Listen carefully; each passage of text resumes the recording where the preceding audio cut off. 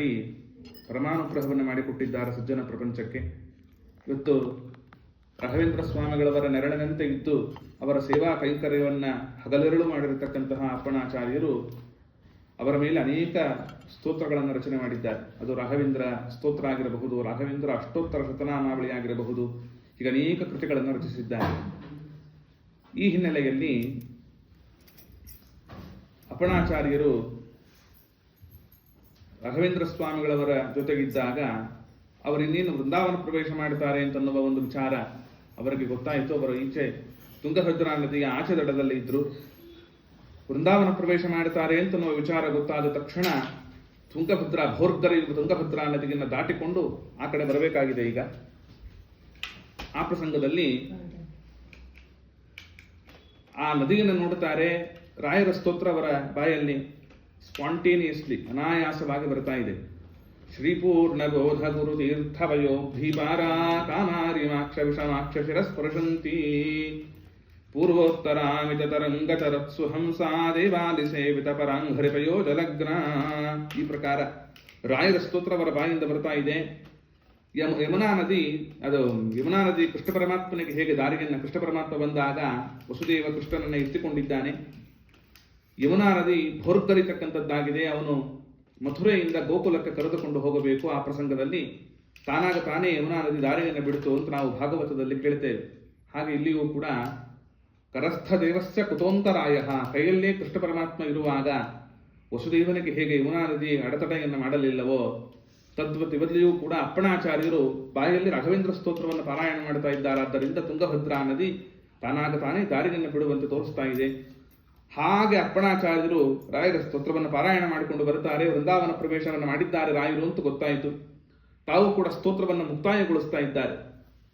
ಮುಕ್ತಾಯಗೊಳಿಸುವಾಗ ರಾಘವೇಂದ್ರ ಸ್ವಾಮಿಗಳವರ ವೃಂದಾವನದ ಒಳಗಡೆಯಿಂದಲೇನೆ ಸಾಕ್ಷಿ ಹಯಾಸ್ಯ ತ್ರಹಿ ಅಂತ ಈ ಸ್ತೋತ್ರ ಅಪ್ಪಣಾಚಾರ್ಯರು ರಚನೆ ಮಾಡಿದ ಎಲ್ಲ ಸ್ತೋತ್ರದ ಭಾಗ ಏನಿದೆಯಲ್ಲ ಅದೆಲ್ಲದಕ್ಕೂ ಕೂಡ ನನ್ನ ವೃಂದಾವನದ ಅಂತರ್ಯಾಮಿಯಾಗಿರ್ತಕ್ಕಂಥ ಹಯಗ್ರೀವ ದೇವರೇ ಸಾಕ್ಷಿ ಅಂತ ಒಳಗಿತ್ತುಕೊಂಡು ನುಡಿದರಲ್ಲ.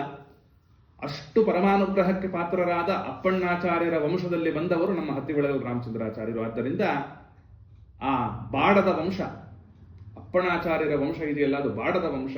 ನಿಜವಾಗಲೂ ಎಂದೆಂದಿಗೂ ಬಾಡದೇ ಇರಬೇಕಾದ ವಂಶ. ಸಾಕ್ಷಾತ್ತಾಯ ಚತುರ್ಯುಗ ಬ್ರಹ್ಮಕರಾರ್ಚಿತನಾಗಿರತಕ್ಕಂತಹ ಮೂಲರಾಮ ದೇವರನ್ನ ಮರಳಿ ಸಂಸ್ಥಾನಕ್ಕೆ ಒಪ್ಪಿಸಿರತಕ್ಕಂತಹ ಮಹಾನುಭಾವರು ಆ ರಘುನಂದನ ತೀರ್ಥರ ಪರಮಾನುಗ್ರಹಕ್ಕೆ ಪಾತ್ರರಾಗಿ ಸುರೇಂದ್ರ ತೀರ್ಥರು ಇವತ್ತೇನು ಆಚಂದಾರ್ಕ ಸ್ಥಾಯಿಯಾಗಿ ಅವರ ವಂಶ ಅನ್ನತಕ್ಕಂಥದ್ದು ಬೆಳಗುತ್ತಾ ಇರಬೇಕು ಅಂತ ಪರಮಾನುಗ್ರಹವನ್ನು ಮಾಡಿದರೋ. ಇಷ್ಟಕಾರೂಪವಾಸೀನ ತ್ರಿವಾರಂ ಭೂಪ್ರದಕ್ಷಿಣಂ ತಸ್ಮೈ ನಮೋ ಯತೀಂದ್ರಾಯ ಶ್ರೀ ಸುರೇಂದ್ರ ತಪಸ್ವಿನೇ ಅಂತ ಪ್ರಯಾಗ ಕ್ಷೇತ್ರದಲ್ಲಿ ತಾಮ್ರ ಶಾಸನವನ್ನು ಮಾಡಿ ಆ ಇಡೀ ವಂಶಕ್ಕೆ ಪರಮಾನುಗ್ರಹವನ್ನು ಮಾಡಿದರಲ್ಲ. ಅಂತಹ ಬಾಡದೇ ಇರುವ ಬಾಡದ ವಂಶ ಅಪ್ಪಣಾಚಾರ್ಯರು ಕೂಡ ಅದರಲ್ಲಿ ಬಂದು ಅವರಿಗೂ ಕೂಡ ವಿಶೇಷಾನುಗ್ರಹವನ್ನು ರಾಘವೇಂದ್ರ ಸ್ವಾಮಿಗಳೇನು ಮಾಡಿದರೋ ಆ ಪರಂಪರೆಯಲ್ಲಿ ಬಂದವರಾದ್ದರಿಂದ ಇವತ್ತು ರಾಘವೇಂದ್ರ ಸ್ವಾಮಿಗಳವರ ಸ್ತೋತ್ರ, ಅದರ ಪಾರಾಯಣ, ಅದರ ಫಲ ಒಂದರ್ಥದಲ್ಲಿ ಒಂದು ವಿಶೇಷವಾದ ಫಲವನ್ನ ಅದು ನಿಮ್ಮ ರಕ್ತದಲ್ಲಿ ಅಪ್ಪಣಾಚಾರ್ಯರ ರಕ್ತವೂ ಕೂಡ ಹರಿತಾ ಇದೆ. ಆದ್ದರಿಂದ ಖಂಡಿತವಾಗಲೂ ಅನುಗ್ರಹವನ್ನು ಮಾಡಿಗೆ ಮಾಡುತ್ತೆ ಅಂತನ್ನುವುದರಲ್ಲಿ ಸಂಶಯವಿಲ್ಲ ಅಂತ ಅದನ್ನು ಪೀಠಿಕಾ ಪ್ರಕರಣದಲ್ಲಿ ತೋರಿಸಿಕೊಡುತ್ತಾ ರಾಘವೇಂದ್ರ ಸ್ತೋತ್ರದ ಒಂದು ಚಿಂತನೆಯನ್ನು ಮಾಡುವುದಕ್ಕೆ ಉದ್ಯುಕ್ತರಾಗೋಣ. ರಾಘವೇಂದ್ರ ಸ್ತೋತ್ರದಲ್ಲಿ ಶ್ರೀಪೂರ್ಣ ಬೋಧಗುರು ತೀರ್ಥ ಅಂತನ್ನುವ ಆ ಪದ್ಯಗೇನು ಸೂಚಿಸ್ತಾ ಇದೆ ಅಂತಂದ್ರೆ, ಒಂದು ಭೋರ್ಕರಿತಕ್ಕಂತಹ ನದಿಯಲ್ಲಿ, ಗಂಗಾ ನದಿಯಲ್ಲಿ ಅನೇಕವಾಗಿರತಕ್ಕಂತಹ ಹೋತಗಳು ಬರ್ತಾ ಇದೆ. ಆ ಹೋತಗಳನ್ನು ನುಂಗಬೇಕು ಅಂತ ಮೊಸಳೆಗಳು ಸಂಚು ಹಾಕಿ ಮೊಸಳೆಗಳು ಹೋತಗಳನ್ನು ನುಂಗುತ್ತಾ ಇದೆ. ಯಾವುದದು ಮೊಸಳೆ ಅಂತಂದ್ರೆ ಜೀವೇಶ ಭೇದ ಗುಣಪೂರ್ತಿ ಜಗತ್ಸು ಸತ್ವ, ಪಂಚಭೇದ ತಾರತಮ್ಯ ಅನ್ನತಕ್ಕಂಥದ್ದೇನೆ ಮೊಸಳೆಗಳು, ಮಾಯಾವಾದ ಮತ ಅನ್ನತಕ್ಕಂಥದ್ದೇ ಹೋತಗಳು. ಅವುಗಳನ್ನೆಲ್ಲ ನುಂಗಿ ಹಾಕ್ತಕ್ಕಂತಹ ಜೀವೇಶ ಭೇದ ಗುಣಪೂರ್ತಿ ಜಗತ್ ಸುಸತ್ವ ನೀಚೋಚ್ಚ ಭಾವ ಮುಖನಕ್ರ, ನಕ್ರ ಅಂದ್ರೆ ಮೊಸಳೆ, ಮುಖನಕ್ರ ಗಣಾ ಸಮೇತ ಅದೇನ್ ಮಾಡ್ತಾ ಇದೆ, ಆ ಹೋತಗಳನ್ನು ನುಂಗುತ್ತಾ ಇದೆ. ಹಾಗೆ ರಾಘವೇಂದ್ರ ಸ್ವಾಮಿಗಳವರ ಎಲ್ಲಿದೆ ಇದೆಲ್ಲವೂ ಕೂಡ ಈ ಹೋತಗಳು, ಮೊಸಳೆಗಳು, ಈ ಒಂದು ಕಾದಾಟಗಳು ಎಲ್ಲಿ ನಡೀತಾ ಇದೆ ಅಂತಂದ್ರೆ ರಾಘವೇಂದ್ರ ಸ್ವಾಮಿಗಳ ವಾಗ್ಗಂಗೆಯಲ್ಲಿ ಅಂತ ಅರ್ಥ. ವಾಗ್ದೇವತಾ ಸರಿತ್ ಅಮುಂ ವಿಮಲೀಕರೋತು, ನಮ್ಮನ್ನ ನಿರ್ಮಲರನ್ನಾಗಿ ಮಾಡಲಿ. ಯಾಕೆಂದ್ರೆ ರಾಘವೇಂದ್ರ ಸ್ವಾಮಿಗಳವರ ಒಂದು ಆ ವಾಗ್ಗಂಗೆ ಹೇಗೆ ಆ ಗಂಗೆ ರುದ್ರದೇವರ ತಲೆಯನ್ನು ಮುಟ್ಟತಕ್ಕಂಥದ್ದಾಗಿದೆಯೋ, ರುದ್ರದೇವರಿಗೆ 5 ತಲೆ ಇದೆ. ಆ ಧ್ಯೇಯ ಪಂಚಮುಖೋ ರುದ್ರ ಅಂತ ಶ್ರೀಮದಾಚಾರ್ಯರು ಹೇಳ್ತಾರೆ. 5 ತಲೆಯ ರುದ್ರದೇವರನ್ನ ಹೇಗೆ ಆ ಗಂಗೆ ದೇವಗಂಗೆ ಮುಟ್ಟುತ್ತಾ ಇದ್ದಾಳೋ ಹಾಗೆ ರಾಘವೇಂದ್ರ ಸ್ವಾಮಿಗಳವರು ಕೂಡ 5 ಪ್ರಾಕಾರವಾಗಿ ಗ್ರಂಥಗಳನ್ನು ರಚನೆ ಮಾಡಿದ್ದಾರೆ. ವೇದಗಳಿಗೆ ನೇರವಾದ ವ್ಯಾಖ್ಯಾನವನ್ನು ಮಾಡುವ ಸಾರ್ವಭೌಮರು ರಾಯರು. ಅದನ್ನೇನೆ ಮಂತ್ರಾರ್ಥ ಮಂಜರಿ ಅಂತ ಗ್ರಂಥವನ್ನು ಬರೀತಾರೆ. ವೇದಗಳಿಗೆ ನೇರ ವ್ಯಾಖ್ಯಾನ, ಶ್ರೀಮದ್ ಆಚಾರ್ಯರು ವೇದಗಳಿಗೆ ಋಗ್ಭಾಷ್ಯ ಮೊದಲ 40 ಸೂಕ್ತಗಳಿಗೆ ಮಾತ್ರ ಋಗ್ಭಾಷ್ಯ ಅನ್ನುವ ಗ್ರಂಥವನ್ನು ರಚನೆ ಮಾಡಿಕೊಟ್ಟರೆ, ಮಧ್ವಾಚಾರ್ಯರು ಋಗ್ಭಾಷ್ಯ ಗ್ರಂಥಕ್ಕೆ ಟೀಕಾ ಟಿಪ್ಪಣಿಯಾಗಿ ಬಂದಿದ್ದು ಅಲ್ಲ ಮಂತ್ರಾರ್ಥ ಮಂಜರಿ. ವೇದಗಳಿಗೆ ನೇರ ವ್ಯಾಖ್ಯಾನವನ್ನಾಗಿ ರಚನೆ ಮಾಡಿದ್ದು ಮಂತ್ರಾರ್ಥ ಮಂಜರಿ. ಅದರಿಂದ ವೇದ ವ್ಯಾಖ್ಯಾನಕಾರರು ಅಂತನ್ನುವ ಒಂದು ಕವಲು. ಎರಡನೆಯದ್ದು ರಾಘವೇಂದ್ರ ಸ್ವಾಮಿಗಳವರು ವೇದವ್ಯಾಸರು ರಚನೆ ಮಾಡಿರತಕ್ಕಂತಹ ಭಗವದ್ಗೀತೆಗೆ ಗೀತಾ ವಿವೃತಿ ಅನ್ನತಕ್ಕಂಥದ್ದು, ವೇದವ್ಯಾಸರ ವಾಕ್ಯಗಳಿಗೆ ನೇರ ವ್ಯಾಖ್ಯಾನವನ್ನು ಮಾಡಿದ್ದು ಇನ್ನೊಂದು ಕವಲು. ಆನಂತರದಲ್ಲಿ ಮಧ್ವಾಚಾರ್ಯರು ರಚನೆ ಮಾಡಿರತಕ್ಕಂತಹ ಬ್ರಹ್ಮಸೂತ್ರ ಭಾಷ್ಯ 4 ಗ್ರಂಥಗಳನ್ನು ಬರೀತಾರೆ. ಮಧ್ವಾಚಾರ್ಯರು ಬ್ರಹ್ಮಸೂತ್ರಗಳಿಗೆ 4 ಭಾಷ್ಯವನ್ನು ಬರೀತಾರೆ. ಒಂದು ಬ್ರಹ್ಮಸೂತ್ರ ಭಾಷ್ಯ, ಒಂದು ಅಣುಭಾಷ್ಯ, ಒಂದು ನ್ಯಾಯ ವಿವರಣ, ಇನ್ನೊಂದು ಆಯಾವ ಅನುವ್ಯಾಖ್ಯಾನ ಅಂತ. ಅನುವ್ಯಾಖ್ಯಾನಕ್ಕೆ ನ್ಯಾಯಸುಧ ಹೊರಟಿದ್ದು. ಆದರೆ ಟೀಕಾಕೃತ್ಪಾದರು ಅನುವ್ಯಾಖ್ಯಾನಕ್ಕೆ ಮತ್ತು ಆಯಾವ ನ್ಯಾಯ ವಿವರಣಕ್ಕೆ ಮತ್ತು ಬ್ರಹ್ಮಸೂತ್ರ ಭಾಷ್ಯಕ್ಕೆ ಮಾತ್ರ ವ್ಯಾಖ್ಯಾನವನ್ನು ಬರೀತಾರೆ. ಅಣುಭಾಷ್ಯಕ್ಕೆ ವ್ಯಾಖ್ಯಾನ ಬರೀಲಿಲ್ಲ. ಯಾಕೆಂದ್ರೆ ಮುಂದೆ ರಾಯರಿಗೋಸ್ಕರ ಮೀಸಲಿಟ್ಟಿದ್ದಾರೆ. ಆದ್ದರಿಂದ ಮಧ್ವಾಚಾರ್ಯರು ರಚನೆ ಮಾಡಿದ ಅಣುಭಾಷ್ಯಕ್ಕೆ ನೇರವಾದ ವ್ಯಾಖ್ಯಾನವನ್ನು ರಚನೆ ಮಾಡಿರತಕ್ಕಂಥ ಸಾರ್ವಭೌಮರ ರಾಯರಾದ್ದರಿಂದ ತತ್ವಮಂಜರಿ ಎನ್ನುವ ಗ್ರಂಥದ ಒಂದು ಕವಲು, ಒಂದು ವೇದ ವಿವೃತಿ, ಇನ್ನ ಒಂದು ವೇದವ್ಯಾಸರು ಬರೆದ ಗೀತಾ ವಿವೃತಿ, ಇನ್ನ ಒಂದು ಬ್ರಹ್ಮಸೂತ್ರಗಳಿಗೆ ಅಣುಭಾಷ್ಯಕ್ಕೆ ಬರೆದಿರತಕ್ಕಂತಹ ತತ್ವಮಂಜರಿ, ಇನ್ನ ಒಂದು ಕವಲು ಯಾವುದು ಅಂತಂದ್ರೆ ರಾಘವೇಂದ್ರ ಸ್ವಾಮಿಗಳವರು ಬರೀ ಟೀಕಾಕಾರರಷ್ಟೇ ಆಗಲಿಲ್ಲ, ಟಿಪ್ಪಣಿಕಾರರು ಆದರು. ಪರಿಮಳ ಮೊದಲಾದ ಗ್ರಂಥಗಳನ್ನು ರಚನೆ ಮಾಡಿ ಟಿಪ್ಪಣ್ಯಾಚಾರ್ಯ ಚಕ್ರವರ್ತಿಗಳು ಅಂತಲೇ ಪ್ರಸಿದ್ಧಿಯನ್ನು ಪಡೆದವರಾದ್ದರಿಂದ ಅದೊಂದು ಕವಲು. ಪ್ರಾತಃ ಸಂಕಲ್ಪ ಗದ್ಯ, ಸರ್ವಸಮರ್ಪಣ ಗದ್ಯ ಮೊದಲಾಗಿರತಕ್ಕಂತಹ ಸ್ವತಂತ್ರ ಗ್ರಂಥಗಳನ್ನ, ರಾಮಚಾರಿತ್ರ ಮಂಜರಿ, ಕೃಷ್ಣಚಾರಿತ್ರ ಮಂಜರಿ ಮೊದಲಾದ ಸ್ವತಂತ್ರ ಗ್ರಂಥಗಳನ್ನು ರಚನೆ ಮಾಡಿದರಾದ್ದರಿಂದ ಅದೊಂದು ಕವಲು. ಹೀಗೆ 5 ಕವಲಾಗಿ ಹರಿದು ಹೋಗಿರತಕ್ಕಂತಹ ರಾಘವೇಂದ್ರ ಸ್ವಾಮಿಗಳವರ ವಾಗ್ಗಂಗೆ ರುದ್ರದೇವರ ಕಾಮಾರಿ ಮಾಕ್ಷ ವಿಷಮಾಕ್ಷ ಶಿರಸ್ಪೃಶಂತಿ. ಕಾಮಾರಿ ಅಂತ ರುದ್ರದೇವರು. ಆ ರುದ್ರದೇವರ ಅಕ್ಷ ಜ್ಞಾನ ಅನ್ನತಕ್ಕಂತಹ 3 ಕಣ್ಣುಗಳಿಂದ ಕೂಡಿದ ರುದ್ರದೇವರ ತಲೆಯನ್ನ 5 ತಲೆಯನ್ನು ಕೂಡ ರಾಯರ 5 ಗ್ರಂಥಗಳು ಕೂಡ ಅದು ಮುಟ್ಟುತ್ತಾ ಇದೆ. ಆದ್ದರಿಂದ ರುದ್ರದೇವರು ತಲೆ ತೂಗುತ್ತಾ ಇದ್ದಾರೆ ಅಂತ ಅರ್ಥ. ಅಂತಹ ರಾಘವೇಂದ್ರ ಸ್ವಾಮಿಗಳವರ ವಾಗ್ಗಂಗೆ ನಮ್ಮ ಮೇಲೂ ಹರಿದು ಬರತಕ್ಕಂಥದ್ದಾಗಲೇ ನಮ್ಮನ್ನು ನಿರ್ಮಲನ್ನಾಗಿ ಮಾಡಲಿ ಅಂತ ಅಪ್ಪಣ್ಣಾಚಾರ್ಯರು ಆ ಸ್ತೋತ್ರವನ್ನು ಮಾಡತಕ್ಕವರಾಗಿ ಪ್ರಾರಂಭ ಮಾಡುತ್ತಾ ಇದ್ದಾರೆ. ಆಮೇಲೆ ಹೇಳಿದ್ದೇನೆ, ಶ್ರೀ ರಾಘವೇಂದ್ರ ಸಕಲ ಪ್ರದಾತ. ರಾಯರು ಸಕಲವನ್ನೂ ಕೊಡತಕ್ಕವರಾಗುತ್ತಾರೆ. ಯಾರಿಗೆ? ಶ್ರೀ ರಾಘವೇಂದ್ರ ಸಕಲ ಪ್ರದಾತ ಸ್ವಪಾದಕಂಚ ನಿಷೇವಣ ಸ್ವಪಾದಕಂಚ ದ್ವಯಭಕ್ತಿ ಲಭ್ಯ. ಯಾರು ರಾಘವೇಂದ್ರ ಸ್ವಾಮಿಗಳವರ ಪದಕಮಲಗಳಲ್ಲಿ ಭಕ್ತಿಯನ್ನು ಮಾಡ್ತಾ ಇದ್ದಾರೋ ಅಂಥವರಿಗೆ ಮಾತ್ರ ರಾಘವೇಂದ್ರ ಸ್ವಾಮಿಗಳವರು ಸಕಲವನ್ನು ಕೊಡುತ್ತಾರೆ. ಅದಕ್ಕೆ ಉದಾಹರಣೆ ಏನು ಅಂತಂದ್ರೆ, ಚಿತ್ರದುರ್ಗದಲ್ಲಿ ರಾಘವೇಂದ್ರ ಸ್ವಾಮಿಗಳವರೊಮ್ಮೆ ಹೋದಾಗ ಅಲ್ಲಿ ಒಬ್ಬ ನೀರು ಹಾಕ್ತಾ ಇದ್ದ. ಅವನ ವೆಂಕಣ್ಣ ಅಂತ ಅವನ ಹೆಸರು. ಅವನದೇನು ಕೆಲಸ ಇಲ್ಲ, ಸಂಸ್ಥಾನದಲ್ಲಿ ಮಡಿ ಪೂಜೆಗೆ ನೀರನ್ನು ತಂದು ಹಾಕ್ತಕ್ಕಂಥ ಒಂದು ಕೈಂಕರ್ಯ. ರಾಘವೇಂದ್ರ ಸ್ವಾಮಿಗಳು ಆ ಕಾಲದಲ್ಲೇನೆ ದೊಡ್ಡ ಜ್ಞಾನಿಗಳು, ಬೇಕಾದಷ್ಟು ಗ್ರಂಥವನ್ನು ರಚನೆ ಮಾಡಿದವರು, ಮಹಾನುಭಾವರು. ರಾಯರ ಒಂದು ಚರಿತ್ರೆಯನ್ನು ಹೇಳೋದಕ್ಕೆ ನಾವು ಹೋಗ್ತೇವೆ ಅಂತ ಅನ್ನೋದೇ ಒಂದು ಸಾಹಸ. ಅದನ್ನು ವಾದೀಂದ್ರ ತೀರ್ಥರಂತಾರೆ. ಹೇಗೆ ಸಮುದ್ರ ಸ್ಥಾನಕ್ಕೆ ಅಂತ ನಾವು ಹೋಗಿ ಸಮುದ್ರದಲ್ಲಿರ್ತಕ್ಕಂತಹ ಯಾವುದೋ ಒಂದು ತೀರದಲ್ಲಿ ಮುಳುಗಿ ನಾವು ಊರಿಗೆ ಬಂದ ಮೇಲೆ ಏನ್ ಮಾಡ್ತೀವಿ? ಸಮುದ್ರ ಸ್ನಾನ ಮಾಡಿ ಬಂದೀವಪ್ಪ ಅಂತ ಹೇಳ್ತೀವಿ. ಸಮುದ್ರ ಸ್ನಾನ ಮಾಡಿ ಬಂದೀವಿ ಅಂತ ಹೇಳಿದ್ರೆ ಇಡೀ ಸಮುದ್ರದಲ್ಲೇ ನಾವು ಸ್ನಾನ ಮಾಡ್ಕೊಂಡು ಬಂದಿಲ್ಲ, ಯಾವುದೋ ಒಂದು ತೀರಕ್ಕೆ ಹೋಗಿ ಒಂದು ತಂಗಿ ನೀರು ಹಾಕೊಂಡು ಬಂದೇವಿ. ಹಾಗೆ ರಾಘವೇಂದ್ರ ಸ್ವಾಮಿಗಳವರ ಚರಿತ್ರೆಯನ್ನು ನಾವು ಹೇಳೋದು ಅಂತನ್ನುವ ಸಂಕಲ್ಪ ಇದೆಯಲ್ಲ, ಅದು ಈ ತರಹದ ಸಂಕಲ್ಪ ಇದ್ದಂತೆ. ಯಾವುದೋ ರಾಘವೇಂದ್ರ ಸ್ವಾಮಿಗಳವರ ಚರಿತ್ರೆಯೇ ಒಂದು ಸಮುದ್ರ, ಅಲ್ಲಿ ಯಾವುದೋ ಒಂದು ತೀರದಲ್ಲಿ ಒಂದು ತಂಬಿಗೆ ನೀರು ನಮಗೆ ಪ್ರೋಕ್ಷಣೆ ಮಾಡಿಕೊಂಡು ಬರುವಂತೆ ಅಂತ ಅರ್ಥ. ಹಾಗೆ ಇಲ್ಲಿ ಶ್ರೀ ರಾಘವೇಂದ್ರ ಸಕಲ ಪ್ರದಾತ ಸ್ವಪಾದಕಂಚ ದ್ವಯಭಕ್ತಿ ಲಭ್ಯ. ಯಾರು ರಾಘವೇಂದ್ರ ಸ್ವಾಮಿಗಳವರ ಪದಕಮಲಗಳಲ್ಲಿ ಭಕ್ತಿಯನ್ನು ಮಾಡುತ್ತಾ ಇದ್ದಾರೋ ಅವರಿಗೆ ಸಕಲ ಪ್ರದಾತರು. ಎಲ್ಲರಿಗೂ ಅಲ್ಲ, ಮತ್ತೀಗ ಸಕಲ ಪ್ರದಾತರು ಅಂತ ಅರ್ಥ. ಯಾವುದನ್ನು ಕೊಟ್ಟಿದ್ದಾರೆ ರಾಯರಿವತ್ತು? ಆ ಚಿತ್ರದುರ್ಗದಲ್ಲಿ ನೀರು ಹಾಕ್ತಕ್ಕ ವ್ಯಕ್ತಿಯವನಂತಾನೆ ರಾಯರಲ್ಲಿ ಪ್ರಾರ್ಥನೆ ಮಾಡುತ್ತಾನೆ, ಸ್ವಾಮಿ ನಿಮ್ಮಲ್ಲಿ ಒಂದೇ ಒಂದು ಪ್ರಾರ್ಥನೆ ಇದೆ ಎಂದ. ರಾಯರಂತಾರೆ, ಕಾಮಧೇನುವಿಗೂ ಮೀರಿ ಕೊಡತಕ್ಕಂತಹ ಸಾಮರ್ಥ್ಯ ರಾಯರದ್ದಾದ್ದರಿಂದ ಏನಾಗಬೇಕಪ್ಪ ಕೂಸು ಅಂತ ಕೇಳ್ತಾರೆ ರಾಯರು. ಏನಿಲ್ಲ ಸ್ವಾಮಿ, ನನಗೆ ಮೋಕ್ಷ ಸಿಗಬೇಕಾಗಿತ್ತು. ನಾನು ಇಡೀ ಜಗತ್ತು ಸಮಗ್ರವಾಗಿರತಕ್ಕಂತಹ ಜ್ಞಾನಿಗಳು ನಾವು ನೀವಲ್ಲ, ಮತ್ತೀಗ ದೊಡ್ಡ ದೊಡ್ಡ ಜ್ಞಾನಿಗಳು ಯಾವುದನ್ನ ಕುರಿತು ಇವತ್ತು ಪ್ರಯತ್ನವನ್ನು ಪಡ್ತಾ ಇದ್ದಾರೋ, ಯಾವುದನ್ನ ಸಿಗಬೇಕೋ ಅನನ್ಯವಾಗಿ ಎಟರ್ನಲ್ ಹ್ಯಾಪಿನೆಸ್ ಅಂತ ಕರೀತಾರೆ, ಅದನ್ನ ಶಾಶ್ವತವಾಗಿರತಕ್ಕಂತಹ ಸುಖ ನಮಗೆ ಸಿಗಬೇಕು. ಯಾಕೆಂದ್ರೆ ನಾವಿವತ್ತು ಏನು ಬದುಕ್ತಾ ಇದ್ದೇವೆ, ಇವತ್ತಿರ್ತೇವೆ, ಒಂದು 50, 60, 80 ವರ್ಷ ಆದ್ಮೇಲೆ ಹೋಗಿಬಿಡ್ತೀವಿ ತಿಳ್ಕೊಳ್ಳೋಣ. ಇವತ್ತು ನಾವು ಏನೋ ಒಂದು MA ಮಾಡಿದ್ವಿ, PhD ಮಾಡಿದ್ವಿ, MTech ಮಾಡಿದ್ವಿ, BE ಮಾಡಿದ್ವಿ, ಡಾಕ್ಟರೇಟ್ ಮಾಡಿದ್ವಿ, ಬೇಕಾದಷ್ಟು ಮಾಡಿದ್ವಿ. ನಾವು ತೀರಿ ಹೋದ ಮೇಲೆ ಮತ್ತೆ ನಾವು ಹುಟ್ಟಿ ಬರ್ತೇವಲ್ಲ, ಹುಟ್ಟಿ ಬರಲೇಬೇಕು ಅಂತ ಅರ್ಥ. ಯಾಕಂದ್ರೆ ಈಗಿನ ಜಗತ್ತಲ್ಲೆಲ್ಲ ಏನ್ ನಡೀತಾ ಇದೆ ಅಂದ್ರೆ, ಇರೋದು ಒಂದೇ ಜೀವನ, ಅದನ್ನು ಎಂಜಾಯ್ ಮಾಡು ಅಂತ ಹೇಳ್ತಾ ಇದ್ದಾರೆ. ಒಂದೇ ಜೀವನ ಅಲ್ಲ, ಅನೇಕವಾಗಿರತಕ್ಕಂತಹ ಜೀವನದ ಸಾಲುಗಳು ನಮಗೆ ಬರುತ್ತೆ. ಒಂದು ಜನ್ಮಕ್ಕೆ ತೀರಿ ಹೋಗೋದಲ್ಲ ಇದು. ಬಹುನಾಂ ಜನ್ಮನಾನಂತೆ ಅಂತಾನೆ ಕೃಷ್ಣ ಪರಮಾತ್ಮ ಭಗವದ್ಗೀತೆಯಲ್ಲಿ. ಒಂದೇ ಜನ್ಮ ಅಂತ ಅನ್ನೋದು ಮೂರ್ಖತನದ ವಾದ, ಅದು ಚಾರ್ವಾಕರ ವಾದ, ನಾಸ್ತಿಕರ ವಾದ. ನಾಸ್ತಿಕರಿಗೆ ಏನು ಅಂದ್ರೆ ಯಾವುದೇ ಜನ್ಮಗಳಿಲ್ಲ, ಸ್ವರ್ಗ ಇಲ್ಲ, ನರಕ ಇಲ್ಲ, ಯಾವುದೂ ಇಲ್ಲ, ಒಂದೇ ಜನ್ಮ, ಎಂಜಾಯ್ ದಿ ಲೈಫ್ ಅಂತ ಹುಚ್ಚ ಅಂತ ಅರ್ಥ. ಯಾಕೆಂದ್ರೆ ಜನ್ಮಾಂತರಗಳು ಅಂತನ್ನುವುದ ಒಂದು ಪ್ರವಾಹ ಇದೆ. ಅದರಿಂದ ಮುಂದಿನ ಜನ್ಮದಲ್ಲಿ ನಾವು ಮತ್ತೆ ಹುಟ್ಟಿ ಬಂದ ಮೇಲೆ ನಾಯಿ ಆಗ್ತೀವೋ, ಕತ್ತೆ ಆಗ್ತೀವೋ, ಕೋತೆ ಆಗ್ತೀವೋ, ಹಂದಿ ಆಗ್ತೀವೋ ಗೊತ್ತಿಲ್ಲ, ಒಂದು ವೇಳೆ ಮನುಷ್ಯರೇ ಆದ್ವಿ. ಮನುಷ್ಯರಾದ ಮೇಲೆ ಇವತ್ತು ನಾವು MTech PhD ಮಾಡಿರ್ಬೋದು, ಮುಂದಿನ ಜನ್ಮ ಅಂತ ಬಂದ ಮೇಲೆ ಮತ್ತೆ ಸ್ಕೂಲ್ ಸೇರಬೇಕು, ಮತ್ತೆ A ಫಾರ್ ಆಪಲ್ ಓದಲೇಬೇಕು ಅಂತ ಅರ್ಥ. ಆದ್ರಿಂದ ಇದು ಪುನರಪಿ ಜನನಂ ಪುನರಪಿ ಮರಣಂ, ಮತ್ತೆ ಹುಟ್ಟಬೇಕು ಮತ್ತೆ ಸಾಯಬೇಕು, ಇದೊಂದು ಸೈಕಲ್ ಇದ್ದಂತೆ. ಈ ಸೈಕಲ್ಗೆ ಸ್ಟಾಪ್ ಯಾವಾಗಪ್ಪ ಅಂತ ಅದನ್ನೇ ಮೋಕ್ಷ ಅಂತ ಕರೆದಿದ್ದು. ಹಾಗಾದ್ರೆ ಈ ಮೋಕ್ಷ ನಮಗೆ ಯಾವಾಗ ಸಿಗುತ್ತೆ ಅಂದ್ರೆ ಬಹುನಾಂ ಜನ್ಮನಾನಂತೆ ಜ್ಞಾನಮಾನ್ನಾಂ ಪ್ರಪದ್ಯತೆ ಅಂತ ಕೃಷ್ಣ. ಇವತ್ತು ನಾಳೆ ಅಲ್ಲಪ್ಪ, ಅದು ಕೋಟಿ ಕೋಟಿ ಕೋಟಿ ಕೋಟಿ ಕೋಟಿ ಕೋಟಿ ಕೋಟಿ ಕೋಟಿ ಜನ್ಮಗಳಾದ ಮೇಲೆ ಭಗವಂತನ ಮೇಲೆ ಪ್ರಸನ್ನನಾದರೆ ಮೋಕ್ಷ ಅಂತನ್ನುವ ಸಾಮ್ರಾಜ್ಯ ಸುಮ್ಮನೆ ಸಿಕ್ಕಿಬಿಡಲ್ಲ. ಮತ್ತೀಗ ಗಾನೇನೇವ ಪರಂಪದಂ, 37 ಮಧ್ವಾಚಾರ್ಯರ ಗ್ರಂಥಗಳನ್ನು ಅಧ್ಯಯನ ಮಾಡಬೇಕು, ಪಾರಾಯಣ ಮಾಡಬೇಕು, ಚಿಂತನೆ ಮಾಡಬೇಕು, ಅನುಸಂಧಾನ ಮಾಡಬೇಕು, ಅಂತಃಪ್ರಕಾಶನಾಗಿರತಕ್ಕಂಥ ಭಗವಂತನನ್ನು ನೋಡಬೇಕು. ಅದೆಲ್ಲ ಸುಲಭ ಮಾತಿನಲ್ಲಿ ಹೇಳ್ತಕ್ಕಂಥದ್ದಲ್ಲ. ಮತ್ತೀಗ ಅಂತಹ ಮೋಕ್ಷ ಸಾಮ್ರಾಜ್ಯವನ್ನ ಆ ಚಿತ್ರದುರ್ಗದಲ್ಲಿರ್ತಕ್ಕಂತಹ ನೀರು ಹಾಕುವ ವ್ಯಕ್ತಿ ಪ್ರಾರ್ಥನೆ ಮಾಡಿದ್ದಾನೆ. ರಾಯರಂದ್ರು, ಯಾವುದಿವತ್ತು ನ್ಯಾಯಸುಧಾದಿ ಗ್ರಂಥಗಳನ್ನು ಅಧ್ಯಯನ ಮಾಡಿಯೂ ಕೂಡ, ತಲೆಕೆಳಗಾಗಿ ತಪಸ್ಸು ಮಾಡಿದರೂ ಕೂಡ ಯಾವುದು ದುಸ್ಸಾಧ್ಯವಾಗಿರ್ತಕ್ಕಂಥದ್ದಾಗಿದೆಯೋ ಅದನ್ನ ಇಷ್ಟು ಪ್ರಕಾರವಾಗಿ ಸುಲಭವಾಗಿ ಕೇಳ್ತಾ ಇದ್ದಾನಲ್ಲ, ತಥಾಸ್ತು ಅಂದ್ರೆ ರಾಯರು ಮೋಕ್ಷವನ್ನು ಕೊಡ್ತೇನೆ ಅಂದ್ರು. ಆದ್ರೂ ಒಂದು ಕೆಲಸ ಮಾಡಬೇಕು ಅಂತ ರಾಯರು. ಯಾಕಂದ್ರೆ ಶ್ರೀ ರಾಘವೇಂದ್ರ ಸಕಲ ಪ್ರದಾತ ಅಂತ ತೋರಿಸ್ಬೇಕಾಗಿದೆ. ಈಗ ಏನ್ ಮಾಡಬೇಕು ಅಂದ, ನೀವು ಏನ್ ಕೇಳ್ತಿರೋದನ್ನ ಮಾಡ್ತೀನಿ ಇಂದ. ಏನಿಲ್ಲಪ್ಪ, ಮತ್ತೆ ನೀನೀಗ ಹೆಂಡತಿ ಮಕ್ಕಳಿಗೆ ಹೇಳಿ ಬರಬೇಕು, ಆಯ್ತಾ, ಮೋಹವನ್ನು ತ್ಯಾಗ ಮಾಡಬೇಕು, ಅಭಿಮಾನ ತ್ಯಾಗ ಮಾಡಬೇಕು, ಎಲ್ಲವನ್ನ ತ್ಯಾಗ ಮಾಡಿ ಒಂದು ಯಜ್ಞದ ವೇದಿಕೆ ನಿರ್ಮಾಣ ಆಗಿರುತ್ತದೆ. ಆ ಯಜ್ಞದ ವೇದಿಕೆಯಲ್ಲಿ ನಿನ್ನ ದೇಹವನ್ನು ಸಮರ್ಪಣೆ ಮಾಡಿಕೊಳ್ಳಬೇಕು ಅಂದ್ರು. ಆ ಯಜ್ಞದ ವೇದಿಕೆಯಲ್ಲಿ ನಿನ್ನ ದೇಹವನ್ನು ಸಮರ್ಪಣೆ ಮಾಡಿಕೊಳ್ಳುವಾಗ ನಿನ್ನ ದೇಹಕ್ಕೆ ಆ ಉಷ್ಣ ತಾಕತ್ತೆ, ಹೀಟ್ ಆಗತ್ತೆ ನನ್ನ ದೇಹಕ್ಕೆ ಎನ್ನುವ ಅನುಭವ ನಿನಗಾಗಬಾರದು. ಆಯ್ತು ಅಂದ. ಯಾಕಂದ್ರೆ ದೇಹದ ಮೇಲೆ ಅಭಿಮಾನ ಇದ್ದವರಿಗೆ ಅದೆಲ್ಲ ಆಗತ್ತೆ, ದೇಹಾಭಿಮಾನವನ್ನು ಬಿಟ್ಟವರಿಗೆ ಹೇಗಾಗತ್ತೆ. ಉದಾಹರಣೆಗೆ ಹೇಳ್ತಾರೆ, ಶುಕಾಚಾರ್ಯರು ಇದೇ ಪ್ರಕಾರವಾಗಿ ಒಂದು ಉಪನ್ಯಾಸ ಮಾಡುವಾಗ ಜನಕ ಮಹಾರಾಜ ಇದೇ ರೀತಿಯಾಗಿ ಉಪನ್ಯಾಸವನ್ನು ಕೇಳ್ತಾ ಇದ್ದ. ಆ ಜನಕ ಮಹಾರಾಜ ಉಪನ್ಯಾಸ ಕೇಳ್ತಾ ಇದ್ದಾನೆ, ಬೇಕು ಅಂತಲೇ ಭಗವಂತ ಒಂದು ಮಾಯೆಯನ್ನು ಸೃಷ್ಟಿ ಮಾಡಿದ. ಏನು ಅಂತಂದ್ರೆ, ಆ ಜನಕ ಮಹಾರಾಜನ ಇಡೀ ಊರಿಗೆ ಬೆಂಕಿ ಬಿತ್ತು. ಆ ಊರಿನ ಜನ ಎಲ್ಲ ಬಂದು ಹೇಳ್ತಾರೆ, ರಾಜನ್, ಆ ಊರಿಗೆ ಬೆಂಕಿ ಬಿಡ್ತಾ ಇದೆ, ನೀನು ಉಪನ್ಯಾಸ ಕೇಳೋಕೆ ಕೂತಿದ್ಯಲ್ಲ ಅಂದ್ರು. ಊರಿಗೆ ತಾನೇ ಬೆಂಕಿ ಬಿದ್ದಿದ್ದು ನನಗಲ್ವಲ್ಲ ಅಂದ ಅವನು. ಊರಿಗೆ ಬೆಂಕಿ ಬಿದ್ದಿದೆ, ನನಗೆ ಬೆಂಕಿ ಬಿದ್ದಿಲ್ಲ, ನೀವು ಉಪನ್ಯಾಸ ಕಂಟಿನ್ಯೂ ಮಾಡಿ ಅಂದ್ರು.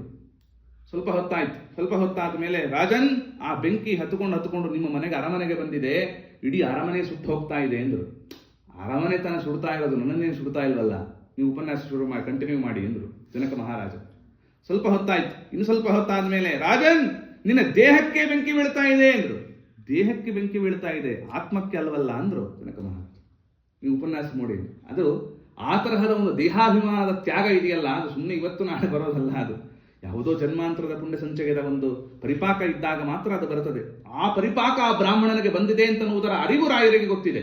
ಅದನ್ನು ರಾಯರು ಹೇಳಿದರು, ನಾಳೆ ಅಪ್ಪ ಯಜ್ಞದ ವೇದಿಕೆ ಇರ್ತದೆ, ನೀನು ಬಾ ಅಂದರು. ಹೆಂಡತಿ ಮಕ್ಕಳಿಗೆ ಹೇಳಿ ಬಾ ಅಂದರು. ಆ ವೆಂಕಣ್ಣ ಅಂತ ಆತನ ಹೆಸರು. ಆ ವೆಂಕಣ್ಣ ಏನು ಮಾಡ್ತಾನೆ, ಇದು ನಾನು ಯಾವುದೋ ಒಂದು ಚಂದ್ರರಾಮ ಕಥೆ ಹೇಳ್ತಾ ಇಲ್ಲ, ಕಾಕ್ ಅಂಡ್ ಬುಲ್ ಸ್ಟೋರಿ ಅಲ್ಲ ಇದು. ಇದನ್ನ ಇವತ್ತಿಗೂ ಕೂಡ ಚಿತ್ರದುರ್ಗದಲ್ಲಿ ವೆಂಕಣ್ಣನಿಗೆ ಮೋಕ್ಷ ಕೊಟ್ಟ ಜಾಗ ಅಂತ ತೋರಿಸ್ತಾರೆ. ರಾಘವೇಂದ್ರ ಸ್ವಾಮಿಗಳವರ ಮಠದ ಎದುರುಗಡೆ ಇದೆ ಇದು. ಆದ್ದರಿಂದ ಆ ವೆಂಕಣ್ಣ ಏನು ಮಾಡ್ತಾನೆ, ಸೀದಾ ಬಂದ ಯಜ್ಞದ ವೇದಿಕೆ. ಯತಿಗಳಿಗೆ ಯಜ್ಞದಲ್ಲಿ ಅಧಿಕಾರ ಇಲ್ಲ, ಬ್ರಾಹ್ಮಣರೆಲ್ಲರೂ ಕೂಡ ಯಜ್ಞದಲ್ಲಿ ಹವಿಸ್ಸನ್ನು ಹಾಕ್ತಾ ಇದ್ದಾರೆ. ಅದೇ ಸಂದರ್ಭದಲ್ಲಿ ರಾಘವೇಂದ್ರ ಸ್ವಾಮಿಗಳವರಂತಾರೆ, ನೋಡಪ್ಪ, ದೇಹತ್ಯಾಗವನ್ನು ಮಾಡಬೇಕು ನೀನೀಗ, ನಿನ್ನ ಈ ಶರೀರದಿಂದಲೇ ಯಜ್ಞದಲ್ಲಿ ನೀನು ಆಹುತಿ ಕೊಡಬೇಕು ಅಂದ್ರೆ ಹಾಗೆ ಹೋಗ್ಬೇಕು ಅವನು. ಅರ್ಥ ಆಯ್ತಾ? ಅವನು ಅದು ಹೋಗಬೇಕಾದ್ರೆ ಆ ಬೆಂಕಿನ ತಾಕ್ತಾ ಇದೆ ಅಂತ ಅನುಭವ ಇರಬಾರದು. ಈಗ ಹೆಂಡತಿ ಮಕ್ಕಳ ಮೇಲೆ ಅಭಿಮಾನ ಇರಬಾರದು. ಅದೇ ಪ್ರಕಾರವಾಗಿ ಆ ಬ್ರಾಹ್ಮಣ ವೆಂಕಣ್ಣ ರಾಘವೇಂದ್ರ ಸ್ವಾಮಿಗಳವರು ಅಂದ್ರೆ ಆ ವಿಶ್ವಾಸ ಇರಬೇಕು. ರಾಯರನಿಗೆ ಮೋಕ್ಷ ಕೊಡ್ತಾರೆ, ಸುಮ್ಮನೆ ಬೆಂಕಿಲ್ಲ, ನಾವು ತತ್ವಮೂತ್ರಾಧಾರಣೆ ಹಾಕಿದ್ರೆ ಅಯ್ಯೋ ಅಂತೀವಿ. ಅಂಥದ್ರಲ್ಲಿ ರಾಯರನಿಗೆ ಮೋಕ್ಷವನ್ನೇ ಕೊಡ್ತಾರೆ ಅಂತನ್ನುವ ಒಂದು ವಿಶಿಷ್ಟವಾಗಿರತಕ್ಕಂತಹ ನಂಬಿಕೆ ಇದೆಯಲ್ಲ, ವಿಶ್ವಾಸ ಫಲದಾಯಕ. ಇವತ್ತು ನಾವು ಡಾಕ್ಟರ್ ಹತ್ರ ಹೋದಾಗ ಅವ್ನು ಯಾವ ಮಾತ್ರ ಕೊಟ್ಟರೆ ಕಣ್ಮುಚ್ಕೊಂಡು ತೊಗೊಂಡ್ಬರ್ತೀವಿ, ಆಮೇಲೆ ಗೂಗಲ್ ಸರ್ಚ್ ಮಾಡ್ಬೋದು. ಆದ್ರೆ ಅವ್ನು ಕೊಟ್ಟಾಗ ತೊಗೊಂಡ್ಬರ್ತೀವಿ.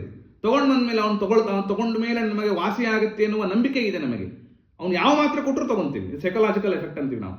ಹಾಗೆ ಇವತ್ತು ರಾಘವೇಂದ್ರ ಸ್ವಾಮಿಗಳವರಲ್ಲಿ ಅಷ್ಟು ವಿಶ್ವಾಸ ಅಂತ ಅರ್ಥ.